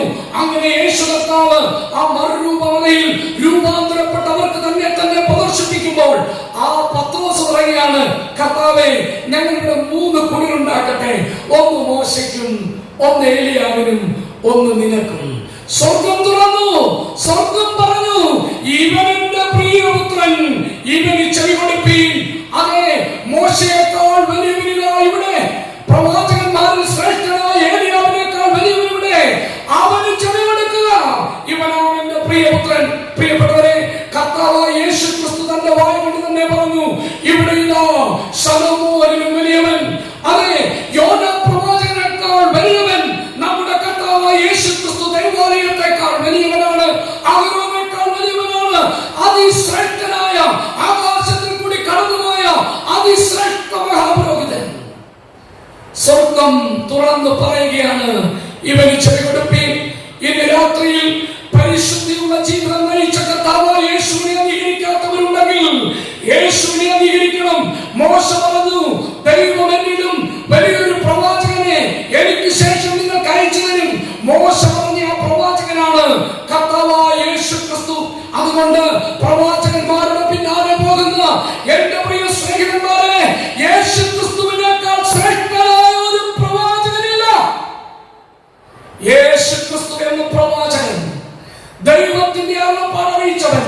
ദൈവം പണ്ട് ഭാഗമായും വിവിധമായും തന്റെ പ്രവാചകന്മാർ മുഖാന്തരം അരുളി ചെയ്തിട്ട് ഈ അന്ത്യകാലത്ത് തന്റെ പുത്രൻ മുഖാന്തരം നമ്മളോട് അരുളി ചെയ്തിരിക്കുന്നു എന്ന് എബ്രായ ലേഖനം 1:1-2 വാക്യങ്ങളിൽ നാം വായിക്കുന്ന ദൈവം നമുക്ക് അരുളപ്പാട് അറിയിച്ച, നമ്മുടെ കർത്താവായ ദൈവത്തിന്റെ അരുളപ്പാട് അറിയിച്ച ദൈവപുത്രനായ യേശു ക്രിസ്തു, അവരെ അംഗീകരിക്കണമെന്ന് സ്വർഗം തുറന്ന് നമ്മളോട് പറയുന്നു. പിന്നെയും സ്വർഗം തുറക്കുന്ന അനേകം രംഗങ്ങൾ നമുക്ക് കാണുവാൻ കഴിയും. അപ്പോസ്തല പ്രവൃത്തി 7-ാം അധ്യായത്തിന്റെ 56-ാം വാക്യത്തിലേക്ക് വരുമ്പോൾ, സ്തെഫാനോസ് എന്ന ഭക്തനായ മനുഷ്യൻ അവൻ കർത്താവിനെ സാക്ഷിച്ച് പ്രസംഗിച്ചതിന് ശേഷം യേശു ക്രിസ്തുവിന്റെ രക്തസാക്ഷിയാകുമ്പോൾ അവനെ സകല ശത്രുക്കളും കല്ലെറിഞ്ഞു കൊല്ലുമ്പോൾ അവൻ സ്വർഗത്തിലേക്ക് നോക്കി. സ്വർഗം തുറന്നിരിക്കുന്നതും കർത്താവായ യേശു ക്രിസ്തു മഹത്വത്തിന്റെ വലത്തുഭാഗത്ത് നിൽക്കുന്നതും അവൻ കാണുകയാണ്. പ്രിയപ്പെട്ടവരെ, ഇപ്പോൾ നമുക്ക് കാണുവാൻ കഴിയും, സ്വർഗം തുറക്കുന്നു. അതെപ്പോഴാണ്? മർക്കോസിന്റെ സുവിശേഷം 16-ാം അധ്യായത്തിന്റെ അവസാന ഭാഗവും ലൂക്കോസിന്റെ സുവിശേഷം 24-ാം അധ്യായത്തിന്റെ ഏറ്റവും അവസാനത്തെ 2-3 വാക്യങ്ങൾ നാം വായിക്കുമ്പോൾ നമുക്ക് കാണാൻ കഴിയും, അവരോട് അങ്ങനെ അരുളി ചെയ്തതിനു ശേഷം കർത്താവായ യേശു ക്രിസ്തു തന്റെ 2 കരങ്ങളും ഉയർത്തി അവരെ അനുഗ്രഹിച്ചുകൊണ്ടിരിക്കുമ്പോൾ അവൻ അവിടെ നിന്ന് അവർ കാണെ പൊങ്ങി ഉയർന്നു പോയി. അവൻ ആകാശം തുറന്ന് ആകാശത്തിലേക്ക്, സ്വർഗത്തിലേക്ക് കയറിപ്പോയി. അവൻ പിതാവിന്റെ വലത്തുഭാഗത്തിരുന്നു, തേജസ്സിന്റെ വലത്തുഭാഗത്തിരുന്നു എന്ന് നമ്മൾ വായിക്കുന്നു. അതെ, ശിഷ്യന്മാർ ഇങ്ങനെ നോക്കിക്കൊണ്ടിരിക്കുമ്പോൾ അവരെ കർത്താവ് അനുഗ്രഹിക്കുന്ന നാഴികയിൽ തന്നെ കർത്താവ് സ്വർഗത്തിലേക്ക് എടുക്കപ്പെട്ടു. സ്വർഗം തുറന്നു. അന്ന് സ്വർഗം തുറന്ന് കർത്താവ് സ്വർഗത്തിലേക്ക് പ്രവേശിച്ചതിന് ശേഷം ഏകദേശം 2 വർഷം കഴിഞ്ഞു. അന്ന് സ്തെഫാനോസ് കൊല്ലപ്പെടുമ്പോൾ വീണ്ടും സ്വർഗം തുറന്നു. എന്തിന്? കർത്താവായ യേശു പറയുകയാണ്, എന്റെ സാക്ഷികൾ എനിക്ക് വേണ്ടി രക്തസാക്ഷികളാകുമ്പോൾ, അവർ എനിക്ക് വേണ്ടി രക്തം ചിന്തുമ്പോൾ, എനിക്ക് വേണ്ടി മരിക്കുമ്പോൾ അവർക്ക് വേണ്ടി ഞാൻ എന്റെ സ്വർഗം തുറക്കും. ഈ സ്വർഗം തുറക്കുന്നത് അവരെ സ്വീകരിക്കുവാനാണ്. ദൈവത്തിന് സ്തോത്രം. ഇന്നും ആ സ്വർഗം തുറക്കുന്നുണ്ട്. തന്റെ ഭക്തന്മാർ കർത്താവിന്റെ സന്നിധിയിലേക്ക് ചേരുമ്പോൾ, മരണത്താൽ ഈ ലോകത്തെ വിട്ട് കർത്താവിന്റെ സന്നിധിയിലേക്ക് ചേരുമ്പോൾ നമ്മളെ സ്വീകരിക്കുവാനായി തുറക്കപ്പെടുന്ന ആ സ്വർഗം. എന്നാൽ ഈ സ്വർഗം ശരിക്കും തുറക്കുവാനായിട്ട് ഈ പ്രവാചകൻ പ്രാർത്ഥിക്കുന്ന പ്രാർത്ഥന വ്യത്യസ്തമാണ്. ഇതെപ്പോൾ നടക്കേണ്ടതെന്ന് അറിയാമോ? ഇന്ന് നമുക്കറിയാം, കഴിഞ്ഞ ഒക്ടോബർ മാസം മുതൽ ഇസ്രായേൽ ഒരു യുദ്ധത്തിലാണ്. ഏകദേശം 120 ദിവസത്തോളമായി ഇസ്രായേൽ ഒരു യുദ്ധത്തിൽ ഏർപ്പെട്ടിരിക്കുകയാണ്. ഹമാസ് എന്ന ഭീകര സംഘടനയുമായിട്ടുള്ള യുദ്ധത്തിൽ അന്നവിടെ ആരംഭിച്ചപ്പോൾ നിങ്ങൾ അല്ലെങ്കിൽ ഒരു മാസം കൊണ്ട് യുദ്ധം തീരും. പ്രിയപ്പെട്ടവരെ, ഏകദേശം 4 മാസമാകുവാൻ പോകുന്നു ഈ യുദ്ധം തുടങ്ങിയിട്ട്. എന്നിട്ടും നിന്നിട്ടില്ല. ഈ യുദ്ധം ഇങ്ങനെ മുമ്പോട്ട് പോകുമെന്ന് നെതന്യാഹു വീണ്ടും വീണ്ടും അവിടുത്തെ പ്രധാനമന്ത്രി വിളിച്ചു പറയുന്നുണ്ട്. എന്റെ പ്രിയപ്പെട്ടവരെ, അവിടെ തുടങ്ങിയ യുദ്ധം അതിന്ന് രാജ്യങ്ങളിലേക്ക് വ്യാപിച്ചുകൊണ്ടിരിക്കുകയാണ്. നമുക്കറിയാം, അന്ത്യകാലം അടുക്കുമ്പോൾ യുദ്ധങ്ങളെയും യുദ്ധസൂചികളെയും കുറിച്ച് നിങ്ങൾ കേൾക്കുമെന്ന് നമ്മൾ ആവർത്തിച്ച് കാണുന്നുണ്ട്. ഇതിങ്ങനെ തുടരും. എന്നാൽ അതെവിടേക്കാണ് പോകുന്നത്? ഈ യുദ്ധം തീരും, ഹമാസുമായിട്ടുള്ള യുദ്ധമൊക്കെ തീർന്ന് പിന്നെയും ചിലപ്പോൾ തുടരുമായിരിക്കും, നമുക്കറിയില്ല. നമുക്ക് ഒന്നറിയാം, നാം 1 തെസ്സലോനിക്കർ 4-ാം അധ്യായത്തിന്റെ 13 മുതലുള്ള വാക്യങ്ങളിൽ വായിക്കുന്നുണ്ട്. കർത്താവ് താൻ ഗംഭീരനാദത്തോടും പ്രധാന ദൂതന്റെ ശബ്ദത്തോടും ദൈവത്തിന്റെ കാഹളത്തോടും കൂടെ സ്വർഗത്തിൽ നിന്നിറങ്ങി വരികയും ക്രിസ്തുവിൽ മരിച്ചവർ മുമ്പേ ഉയർത്തെഴുന്നേൽക്കുകയും ചെയ്യും. പിന്നെ ജീവനോടെ ശേഷിക്കുന്നവരായ നാം അവനെ ആകാശങ്ങളിൽ എതിരേൽക്കേണ്ടതിന് മേഘങ്ങളിൽ എടുക്കപ്പെടും. ഇങ്ങനെ നാം എപ്പോഴും കർത്താവിനോട് കൂടെയിരിക്കും. ഇത് ദൈവഭക്തരായ നമ്മുടെ കാത്തിരിപ്പാണ്, നമ്മുടെ ആഗ്രഹമാണ്. കർത്താവ് സ്വർഗത്തിൽ നിന്ന് ഇറങ്ങി വരണം. ആകാശ മേഖലകളിൽ നമുക്ക് അവനെ എതിരേൽക്കണം. അവിടെ നിന്ന് നമുക്ക് നമ്മുടെ നിത്യഭവനത്തിലേക്ക് പോകണം. നമ്മുടെ കർത്താവ് യോഹന്നാന്റെ സുവിശേഷം 14-ാം അധ്യായത്തിൽ പറയുകയുണ്ടായി, നിങ്ങളുടെ ഹൃദയം കലങ്ങിപ്പോകരുത്, ദൈവത്തിൽ വിശ്വസിപ്പീൻ, എന്നിൽ വിശ്വസിപ്പീൻ. എന്റെ പിതാവിന്റെ ഭവനത്തിൽ അനേകം വാസസ്ഥലങ്ങളുണ്ട്. ഇല്ല എങ്കിൽ ഞാൻ നിങ്ങളോട് പറയുമായിരുന്നു, ഞാൻ നിങ്ങൾക്ക് സ്ഥലമൊരുക്കുവാൻ പോകുന്നു. ഞാൻ നിങ്ങൾക്ക് സ്ഥലമൊരുക്കിയാൽ ഞാൻ ഇരിക്കുന്നിടത്ത് നിങ്ങൾ ഇരിക്കേണ്ടതിന് പിന്നെയും വന്ന് നിങ്ങളെ എന്റെ അടുക്കൽ ചേർത്തുകൊള്ളും. നമ്മുടെ കർത്താവ് സ്വർഗ്ഗം തുറന്ന് കയറിപ്പോയി നമുക്ക് ഭവനമൊരുക്കുവാൻ. അവൻ ആ ഭവനം പൂർത്തീകരിച്ചു കഴിയുമ്പോൾ നമ്മുടെ കർത്താവ് മടങ്ങി വരും, നമ്മളെ തന്റെ സന്ധിയിൽ ചേർക്കും, നമ്മൾ അവനോടൊപ്പമായിരിക്കും. സ്തോത്രം! അത് നമ്മുടെ പ്രത്യാശയാണ്. എന്നാൽ പ്രിയപ്പെട്ടവരെ, അത് കഴിയുമ്പോൾ ഈ പ്രവാചകന്റെ പ്രാർത്ഥന നിറവേറാൻ പോകുകയാണ്. എന്താണെന്നോ, ജാതികൾ അവരുടെ പാപത്തിൽ പെരുകിയിട്ട് ലോകത്തിലെ ജാതികൾ, അതെ, ഇന്ന് നമ്മൾ കാണുന്ന ചൈനയും റഷ്യയും ഇന്ത്യയും ജപ്പാനും തുടർന്നുള്ള രാജ്യങ്ങളും ഈ 7 വർഷത്തിന്റെ മഹാഭരണകാലത്തിന്റെ അന്ത്യത്തിൽ കർത്താവിന്റെ സഭയിൽ നിന്ന് എടുക്കപ്പെട്ടതിന് ശേഷമുള്ള 7 വർഷത്തെ മഹാഭരണകാലത്തിന്റെ അന്ത്യത്തിൽ ആ ഹർമഗദോൻ യുദ്ധം, ആ സമയത്ത് സകലരും ഇസ്രായേലിനെതിരെ ഒന്നിച്ചുകൂടും. അന്ന് ഇസ്രായേലിൽ നിന്ന് ഒരു വലിയ കൂട്ടം ജനം, നാം വെളിപ്പാട് പുസ്തകം 12-ാം അധ്യായത്തിൽ കാണുന്നത് പോലെ, അവർ ബൊസ്രയിലേക്ക്, അമ്മാനിലേക്ക്, ഇന്നത്തെ ജോർദാനിലേക്ക് ഓടിപ്പോകും. അവിടെ 3.5 വർഷക്കാലം ദൈവം അവരെ പോറ്റും. അങ്ങനെ ഒരു കൂട്ടം ആ സ്ഥലത്ത് ഗുഹകളിൽ ഒളിച്ച് പാർക്കുമ്പോൾ അന്തിക്രിസ്തു അല്ലെങ്കിൽ എതിർക്രിസ്തുവിന്റെ സൈന്യം അവരെ പിടിക്കുവാനായിട്ട് ആ രാജ്യത്തേക്ക് പിന്തുടർന്ന് ചെല്ലും. യെരൂശലേമിനെ പ്രളയും. അങ്ങനെയുള്ള ഒരു വല്ലാത്ത കാലം വരുമ്പോൾ ഇസ്രായേൽ ഒന്നിച്ച് കരയും. അവർ കുത്തിയവങ്ങളിലേക്ക് നോക്കും. അവർ കുത്തിയവങ്ങളിലേക്ക് നോക്കിയിട്ട് അന്ന് പ്രാർത്ഥിക്കുന്ന പ്രാർത്ഥനയാണ്, കർത്താവേ, ജാതികൾ തിരുമുമ്പിൽ വിറയ്ക്കത്തക്കവണ്ണം ആകാശം കീറി ഇറങ്ങി വരണമേ. അന്ന് അവരുടെ പ്രാർത്ഥന നിറവേറും. അത് നമുക്കൊന്ന് വായിച്ചു കേൾക്കാം. വെളിപ്പാട് പുസ്തകം 19-ാം അധ്യായം അതിന്റെ 11 മുതലുള്ള വാക്യം. അനന്തരം സ്വർഗം തുറന്നിരിക്കുന്നത് ഞാൻ കണ്ടു. ഒരു വെള്ളക്കുതിര പ്രത്യക്ഷമായി. അതിൽ ഇരിക്കുന്നവനെ വിശ്വസ്തനും സത്യവാനും എന്ന് പേർ. അവൻ നീതിയോടെ വിധിക്കുകയും പോരാടുകയും ചെയ്യുന്നു. അവന്റെ കണ്ണ് അഗ്നിജ്വാല, തലയിൽ അനേകം രാജമുടികൾ എഴുതിയിട്ടുള്ള ഒരു നാമവും അവനുണ്ട്. അത് അവനല്ലാതെ ആർക്കും അറിഞ്ഞുകൂടാ. അവൻ രക്തം തളിച്ച ഉടുപ്പ് ധരിച്ചിരിക്കുന്നു. അവന് ദൈവവചനം എന്ന് പേർ പറയുന്നു. സ്വർഗത്തിലെ സൈന്യം നിർമ്മലവും ശുഭ്രവുമായ വിശേഷ വസ്ത്രം ധരിച്ച് വെള്ളക്കുതിര പുറത്ത് കയറി അവനെ അനുഗമിച്ചു. ജാതികളെ വെട്ടുവാൻ അവന്റെ വായിൽ നിന്ന് മൂർച്ചയുള്ള വാൾ പുറപ്പെടുന്നു. അവൻ ഇരുമ്പുകോൽ കൊണ്ട് അവരെ മേയിക്കും. സർവശക്തിയുള്ള ദൈവത്തിന്റെ കോപവും ക്രോധവുമായ മദ്യത്തിന്റെ ചക്ക് അവൻ വിധിക്കുന്നു. രാജാതിരാജാവും കർത്താതികർത്താവും എന്ന നാമം അവന്റെ ഉടുപ്പിന്മേലും തുടമേലും എഴുതിയിരിക്കുന്നു. ആ വേദഭാഗം മുമ്പോട്ട് വായിക്കേണ്ടതാണ്. നമ്മുടെ സമയം തീർന്നത് കൊണ്ട് ഞാനത് വായിക്കുവാൻ ബന്ധപ്പെടുന്നില്ല. നമുക്കവിടെ കാണുവാൻ കഴിയുന്നത് കർത്താവായ യേശു ക്രിസ്തു, അവൻ രാജാതിരാജാവും കർത്താതികർത്താവുമായവൻ, അവൻ വെള്ളക്കുതിരപ്പുറത്ത് വരികയാണ്. അവന്റെ കൂടെ ഒരു വിശുദ്ധന്മാരുടെ വലിയ സൈന്യമുണ്ട്. അവൻ ജാതികളെ തന്റെ വായിലെ ശ്വാസത്താൽ, തന്റെ വായിലെ വാളിനാൽ കൊന്നൊടുക്കുവാനായിട്ട് ഇറങ്ങി വരുന്ന ഒരു കാഴ്ച. അവന്റെ മുമ്പിൽ ജാതികൾ വിറയ്ക്കത്തക്കവണ്ണം തീയിൽ ചുള്ളി കത്തുന്നത് പോലെ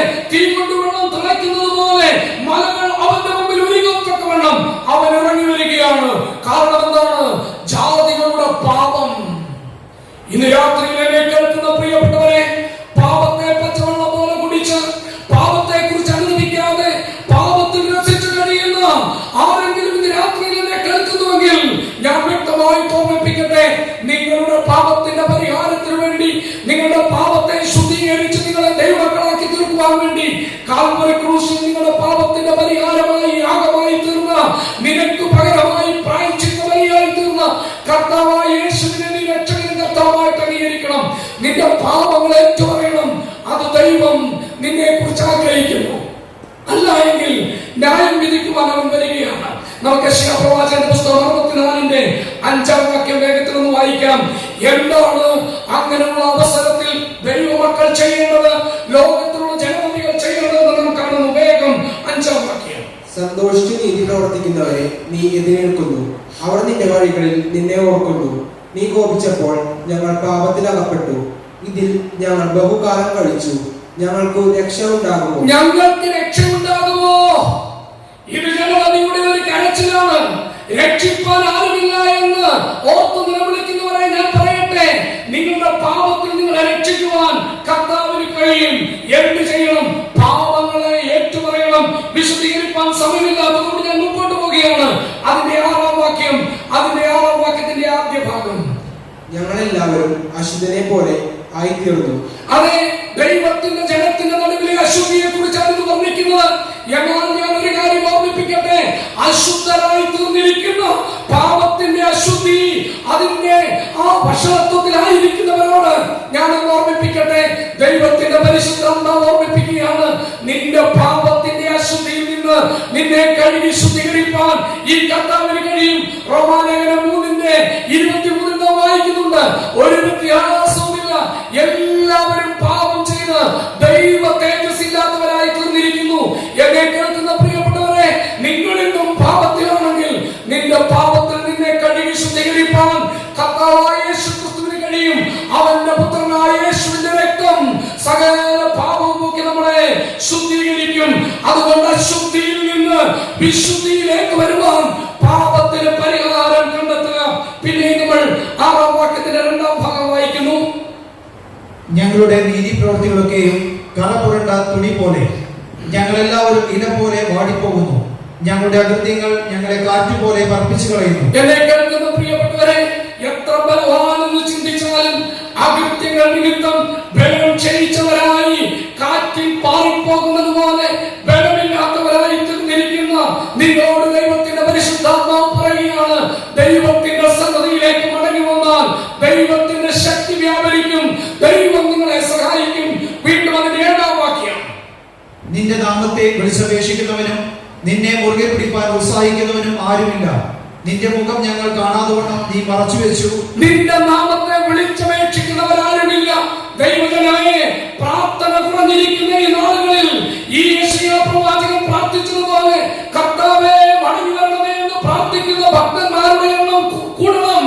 എന്നാൽ ജാതികളോട് ദൈവത്തിന്റെ ആത്മാവിന്റെ രാത്രിയിൽ പറയുകയാണ്, രക്ഷിക്കപ്പെടാത്തവരോട് പറയുകയാണ്, നിന്റെ പാപങ്ങൾ നീ ഏറ്റുപറഞ്ഞ് കർത്താവിനോട് പ്രാർത്ഥിച്ചാൽ നിന്റെ പാപം ക്ഷമിക്കുവാൻ തക്കവണ്ണം അവൻ നിന്റെ സമീപത്തുണ്ട്.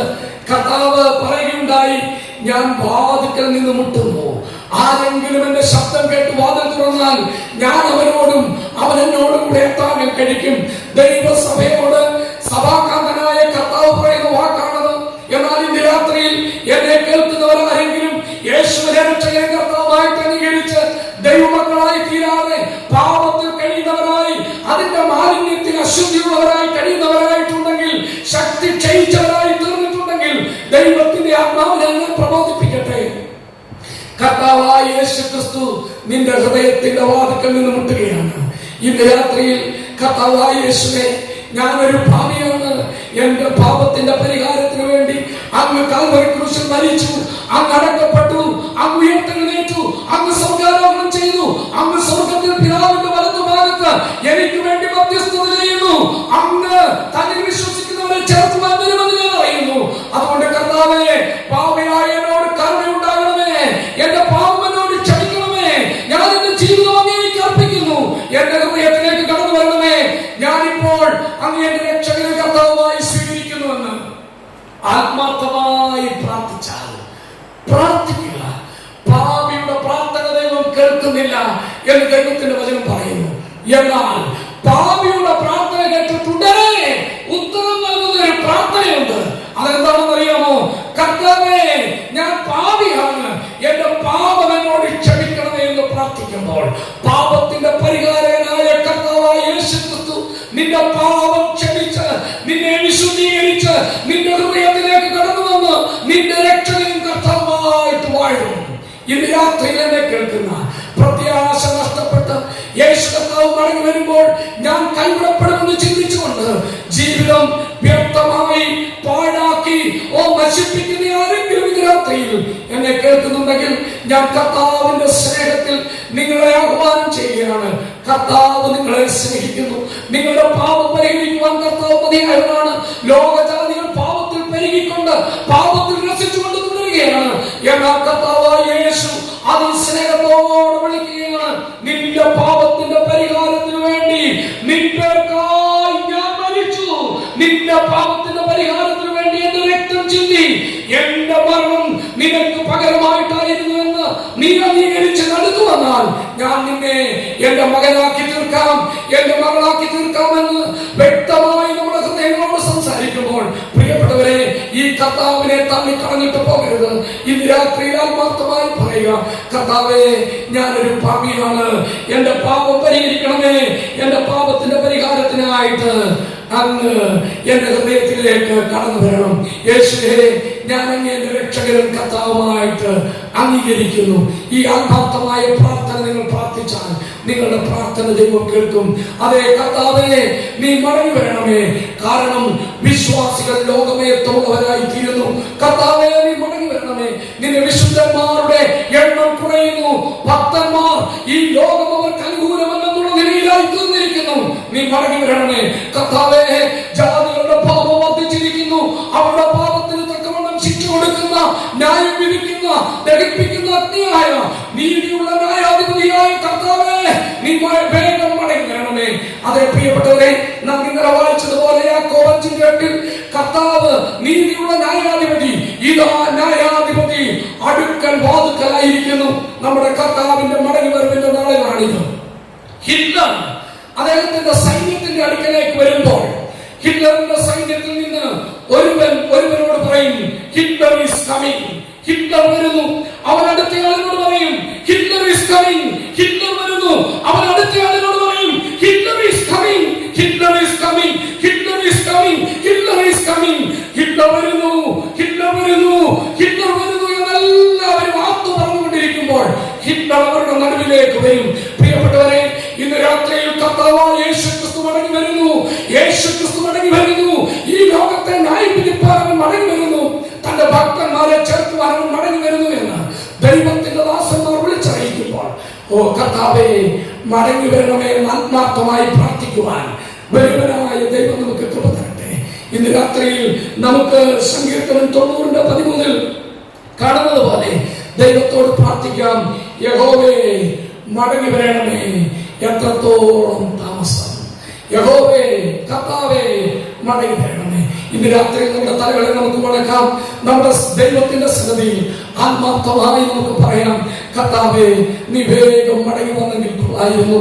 കർത്താവേ, നിന്റെ ജനത്തിന്റെ ശക്തി ക്ഷയിച്ചിരിക്കുന്ന ഈ നാളുകളിൽ ശത്രു വൈരി ഞങ്ങളുടെ ആലയങ്ങളിലേക്ക് കടന്നു വന്നിരിക്കുന്ന ഈ നാളുകളിൽ നീ ഒന്ന് മടങ്ങി വന്നിരുന്നെങ്കിൽ കൊള്ളായിരുന്നു. കർത്താവേ, മടങ്ങി വരണമേ. കർത്താവേ, ഭക്തന്മാർ പറയുന്നു, മടങ്ങി വരണമേ. കർത്താവേ, പാപികൾ ഏറ്റവും അധികം ശക്തിയോടെ ദൈവത്തിന്റെ ജനത്തെ ഉപദ്രവിക്കുന്നു. സുവിശേഷ വിരോധികൾ വർദ്ധിക്കുന്നു. കർത്താവേ, മടങ്ങി വരണമേ. നമുക്ക് ആത്മാർത്ഥമായി ദൈവസന്നിധിയിൽ പ്രാർത്ഥിച്ചുകൊണ്ടിരിക്കാം. എന്നാൽ കർത്താവ് മടങ്ങി വരുമ്പോൾ എനിക്കും കർത്താവിനോട് കൂടെ ആയിരിക്കണമെന്ന് ആഗ്രഹമുള്ള ആരെങ്കിലും, ഇന്ന് വരെ യേശുവിനെ രക്ഷകനും കർത്താവായിട്ട് അംഗീകരിക്കാത്ത ആരെങ്കിലും ഈ പന്തലിനുള്ളിൽ ഉണ്ടെങ്കിൽ ഞാൻ ഒരു പ്രാവശ്യം കൂടെ പറയട്ടെ, കർത്താവ് നിങ്ങളെ രക്ഷിപ്പാൻ തയ്യാറാണ്. കർത്താവ് നിങ്ങളെ സ്നേഹത്തോടെ വിളിക്കുകയാണ്. കർത്താവിന്റെ ആ സ്നേഹത്തോടെയുള്ള വിളിക്ക് മുമ്പിൽ നിങ്ങൾ പ്രതികരിക്കുമോ? നിങ്ങൾ സ്നേഹത്തോടെ വിളിക്കുമ്പോൾ കർത്താവിനോട് പറയുമോ, കർത്താവേ, ഞാനൊരു പാപിയാണ്, എന്റെ പാപത്തിന്റെ ശിക്ഷ നരകമാണെന്ന് എനിക്കറിയാം. എന്നാൽ ചാകാത്ത പുഴുവും കെടാത്ത തീരുമുള്ള ആ നിത്യമായ ഏകാന്തതയുടെ കൂരിട്ടുള്ള ആ സ്ഥലത്തേക്ക് എനിക്ക് പോകേണ്ട. കർത്താവേ, എനിക്ക് നിന്നെ വേണം. എന്റെ പാപത്തിന്റെ പരിഹാരത്തിന് വേണ്ടി കാൽവരി ക്രൂശിൽ മരിച്ചാൽ തലയിൽ മുൾക്കിരീടം വെച്ചാഞ്ഞടിക്കപ്പെട്ടവനായി, 3 കാലിൽ വാളുകളിൽ ക്രൂശിൽ തൂക്കപ്പെട്ടവനായി, പിടാപ്പുറം കുത്തി തുളക്കപ്പെട്ടവനായി, പുറമുഴ വിചാരങ്ങൾ പോലെ കീറപ്പെട്ടവനായി കാൽവരി ക്രൂശിൽ കിടക്കുന്ന ഓ കർത്താവേ, നീ യഹൂദന്മാരുടെ രാജാവാണ്. നീ രാജാതിരാജ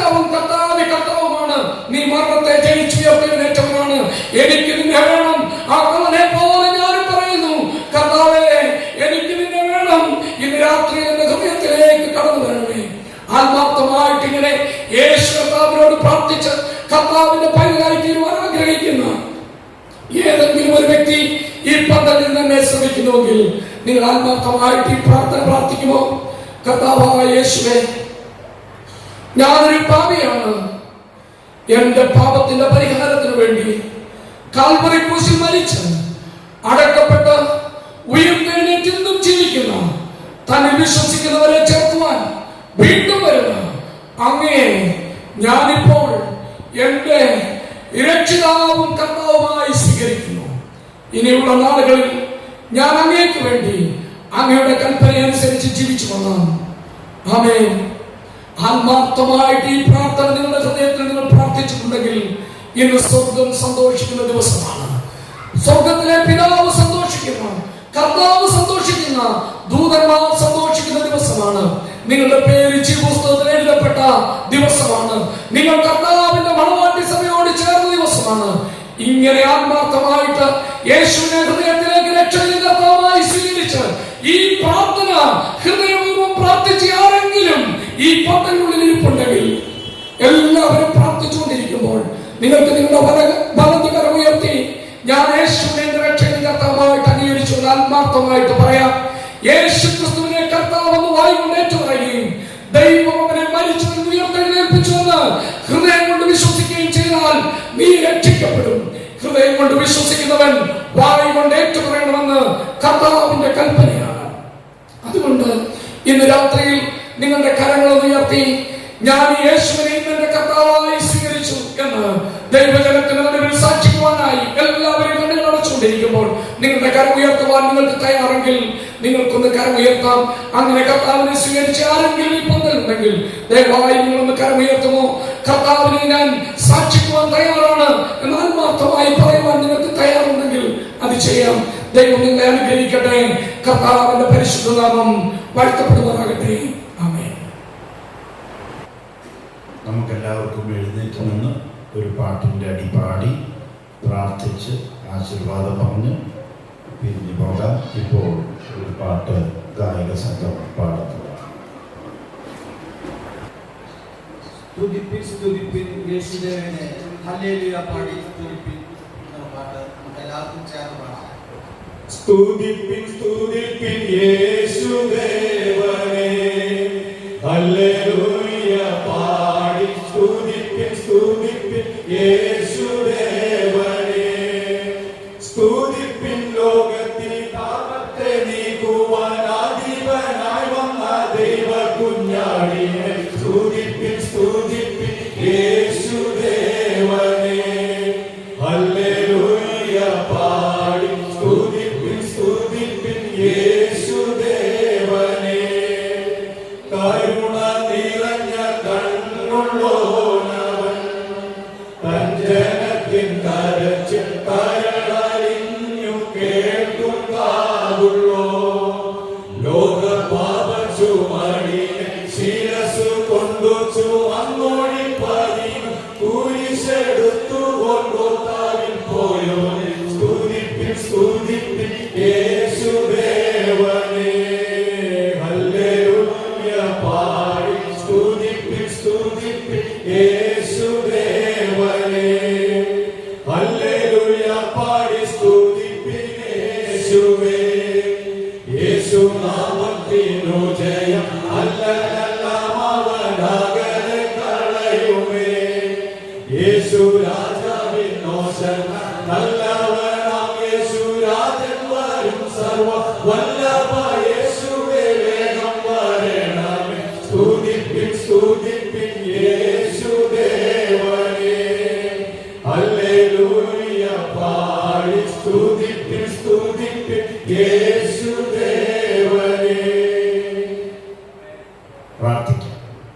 സ്വർഗീയ പിതാവേ, ഞങ്ങളങ്ങേ സ്തുതിക്കുകയും ആരാധിക്കുകയും മഹത്വപ്പെടുത്തുകയും ചെയ്യുന്നു. ഈ നല്ല രാത്രിക്കായി സ്തോത്രം. അവിടുത്തെ എല്ലാ കൃപകൾക്കായി തിരുനാമത്തിന് സ്തോത്രം. അങ്ങയുടെ ദാസന് വചനം കൊടുത്തതുകൊണ്ട് സ്തോത്രം. യഹോവേ, മടങ്ങി വരയണമേ. കർത്താവേ, ദൈവത്തിന്റെ ജനം ഒരുങ്ങുവാൻ ഉണരുവാൻ ഈ പ്രാർത്ഥനയോടുകൂടെ ജീവിപ്പാൻ തക്കവണ്ണം ആവശ്യമായ എല്ലാ കൃപയും അവിടുന്ന് നൽകണം എന്ന് ഞങ്ങൾ വിശേഷാൽ പ്രാർത്ഥിക്കുന്നു. കർത്താവിന്റെ വരവ് ഏറ്റവും അടുത്തിരിക്കാൻ തിരുനാമത്തിന് സ്തോത്രം. ഇതാ ദുർഘട സമയം വന്നിരിക്കുകയാണ്, കാലം ചുരുങ്ങിയിരിക്കുകയാണ്. കർത്താവെ ആർക്കും പ്രവർത്തിച്ചുകൂടാത്ത രാത്രി വരാൻ പോകുകയാണ്.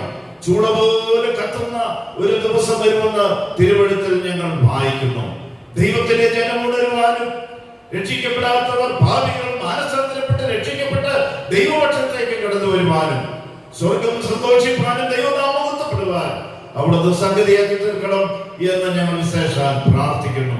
രാജാതിരാജാവും കർത്താതി കർത്താവും അടുത്തുകൂടാത്ത വെളിച്ചത്തിൽ വസിക്കുന്ന ദൈവമേ, ഞങ്ങളങ്ങേ വാഴ്ത്തുന്നു, ഞങ്ങളങ്ങേ സ്തുതിക്കുന്നു. അങ്ങയുടെ ദാസൻ സജി ബ്രദറിന് വചനം കൊടുത്തതുകൊണ്ട് തിരുനാമത്തിന് സ്തോത്രം. കേൾപ്പിച്ച നല്ല ചിന്തകൾക്കായി സുവിശേഷത്തിന്റെ സന്ദേശത്തിനായി തിരുനാമത്തിന് സ്തോത്രം. പാട്ടുപാടുവാൻ പ്രിയ സഹോദരന്മാരെ സഹായിച്ചതുകൊണ്ട് സ്തോത്രം. ഉപകരണങ്ങൾ വായിക്കുവാൻ, ഇൻസ്ട്രുമെന്റ്സ് വായിക്കുവാൻ അങ്ങയുടെ ദാസന്മാരെ ബലപ്പെടുത്തിയതുകൊണ്ട് തിരുനാമത്തിന് സ്തോത്രം. പാട്ടിലൂടെ വചന കേൾവിയിലൂടെ ഇന്ന് രാത്രി കർത്താവിനെ ഉയർത്തുവാൻ കൃപ നൽകിയതുകൊണ്ട് തിരുനാമത്തിന് സ്തോത്രം. ദാവീദിന്റെ സന്തതിയായി ജനിച്ച് ജീവിച്ച് മരിച്ചടക്കപ്പെട്ട് ഉയർത്തെഴുന്നേറ്റ ഞങ്ങളുടെ കർത്താവായ യേശു ക്രിസ്തുവിനായി തിരുനാമത്തിന് സ്തോത്രം. അവിടുന്ന് വീണ്ടും വരാൻ പോകുന്നത് കൊണ്ട് ഞങ്ങൾ അങ്ങേ സ്തുതിക്കുന്നു. ലോക സംഭവങ്ങൾ അത് വിളിച്ചറിയിക്കുന്നത് കൊണ്ട് ഞങ്ങൾ അങ്ങേ സ്തുതിക്കുന്നു. സിയോൻ സഭയ്ക്കായി സ്തോത്രം. ഇവിടെയുള്ള മൂപ്പന്മാരായ ദൈവദാസന്മാർ, സുവിശേഷകന്മാരായ ദൈവദാസന്മാർ, ശുശ്രൂഷകന്മാരായ ദൈവദാസന്മാർ, എല്ലാ സഹോദരി സഹോദരന്മാർക്കായി തിരുനാമത്തിന് സ്തോത്രം. കഴിഞ്ഞ 4 ദിവസം ഇവിടെ മീറ്റിംഗ് ക്രമീകരിക്കാനും അനേകർ കടന്നു വന്ന് വചനം കേൾക്കുവാൻ ഇടയാക്കിയതുകൊണ്ട് സ്തോത്രം. അങ്ങനെ ദാസൻ ജോൺ ഗുരുനങ്ങളിലും വചനം കൊടുത്തുകൊണ്ട് സ്തോത്രം. സജി ബ്രദറിനും വചനം കൊടുത്തുകൊണ്ട് സ്തോത്രം. അങ്ങനെ ദാസന്മാരിലൂടെ 4 ദിവസമായിട്ട് കൽപ്പിച്ച തിരുവെഴുത്തിനായി തിരുനാമത്തിന് സ്തോത്രം. കടന്നു വന്ന എല്ലാവർക്കായി ഞങ്ങൾ അങ്ങേ സ്തുതിക്കുന്നു. കർത്താവെ തന്ന എല്ലാ നല്ല ദാനങ്ങൾക്കായി സ്തോത്രം. കാലാവസ്ഥ അനുകൂലമാക്കി ജനത്തെ കൂട്ടിവരുത്തി അങ്ങയുടെ നാമത്തെ ഉയർത്തുവാൻ, മഹത്വപ്പെടുത്തുവാൻ ഞങ്ങളെ ബലപ്പെടുത്തിയത് കൊണ്ട് ഞങ്ങൾ അങ്ങേ സ്തുതിക്കുന്നു. ഇപ്പോൾ ഞങ്ങൾ പിരിയാത്ത സാന്നിധ്യം അടിയങ്ങളോടുകൂടെ പോരണമേ. തിരുനാമത്തെ മഹത്വപ്പെടുത്തണമേ. അയൽ സഭയിൽ നിന്നും കടന്നു വന്ന എല്ലാ സഹോദരന്മാരെയും ഈ സ്ഥലം സഭയിലുള്ള എല്ലാ ദൈവമക്കളെയും കടന്നു വന്ന എല്ലാവരെയും ആത്മീകമായി ഭൗമികമായി അവിടുന്ന് അനുഗ്രഹിച്ച് ആദരിക്കണം എന്ന് ഞങ്ങൾ വിശേഷാൽ പ്രാർത്ഥിക്കുന്നു. പ്രാർത്ഥന കേട്ടുകൊണ്ട് സ്തോത്രം. മഹത്വം തിരുമേനിക്ക് തന്നെ കർത്താവായ യേശു ക്രിസ്തുവിന്റെ നാമത്തിൽ താഴ്മയോടെ അപേക്ഷിക്കുന്നു. ദയവുണ്ടായി കൃപയോടെ കേൾക്കുമാറാകണമേ. ആമേൻ. നമ്മുടെ കർത്താവായ യേശു ക്രിസ്തുവിന്റെ കൃപയും പിതാവായ ദൈവത്തിന്റെ സ്നേഹവും ആശ്വസിപ്പിക്കുന്ന പരിശുദ്ധാത്മാവിന്റെ കൂട്ടായ്മയും കാവലും നാം എല്ലാവരോടും ദൈവവചനം ശുശ്രൂഷിച്ച അങ്ങയുടെ ദാസനോടും പാട്ടുപാടിയവരോടും എല്ലാവരോടും കൂടെ ഇപ്പോഴും എപ്പോഴും ഉണ്ടായിരിക്കുമാറാകട്ടെ. ആമേൻ. നമ്മുടെ കർത്താവായ യേശു ക്രിസ്തു മുഖാന്തരം നമുക്ക് ജയം നൽകുന്ന ദൈവത്തിന്, നമ്മുടെ കർത്താവായ യേശു ക്രിസ്തു മുഖാന്തരം നമുക്ക് ജയം നൽകുന്ന ദൈവത്തിന് ആമേൻ. കർത്താവായ യേശുവേ വരേണമേ. ആമേൻ. കർത്താവായ യേശുവേ വരേണമേ. യേശു ക്രിസ്തു ജീവിക്കുന്നു. ഹല്ലേലൂയ. ആമേൻ. നമുക്ക് പിരിഞ്ഞു പോകാം.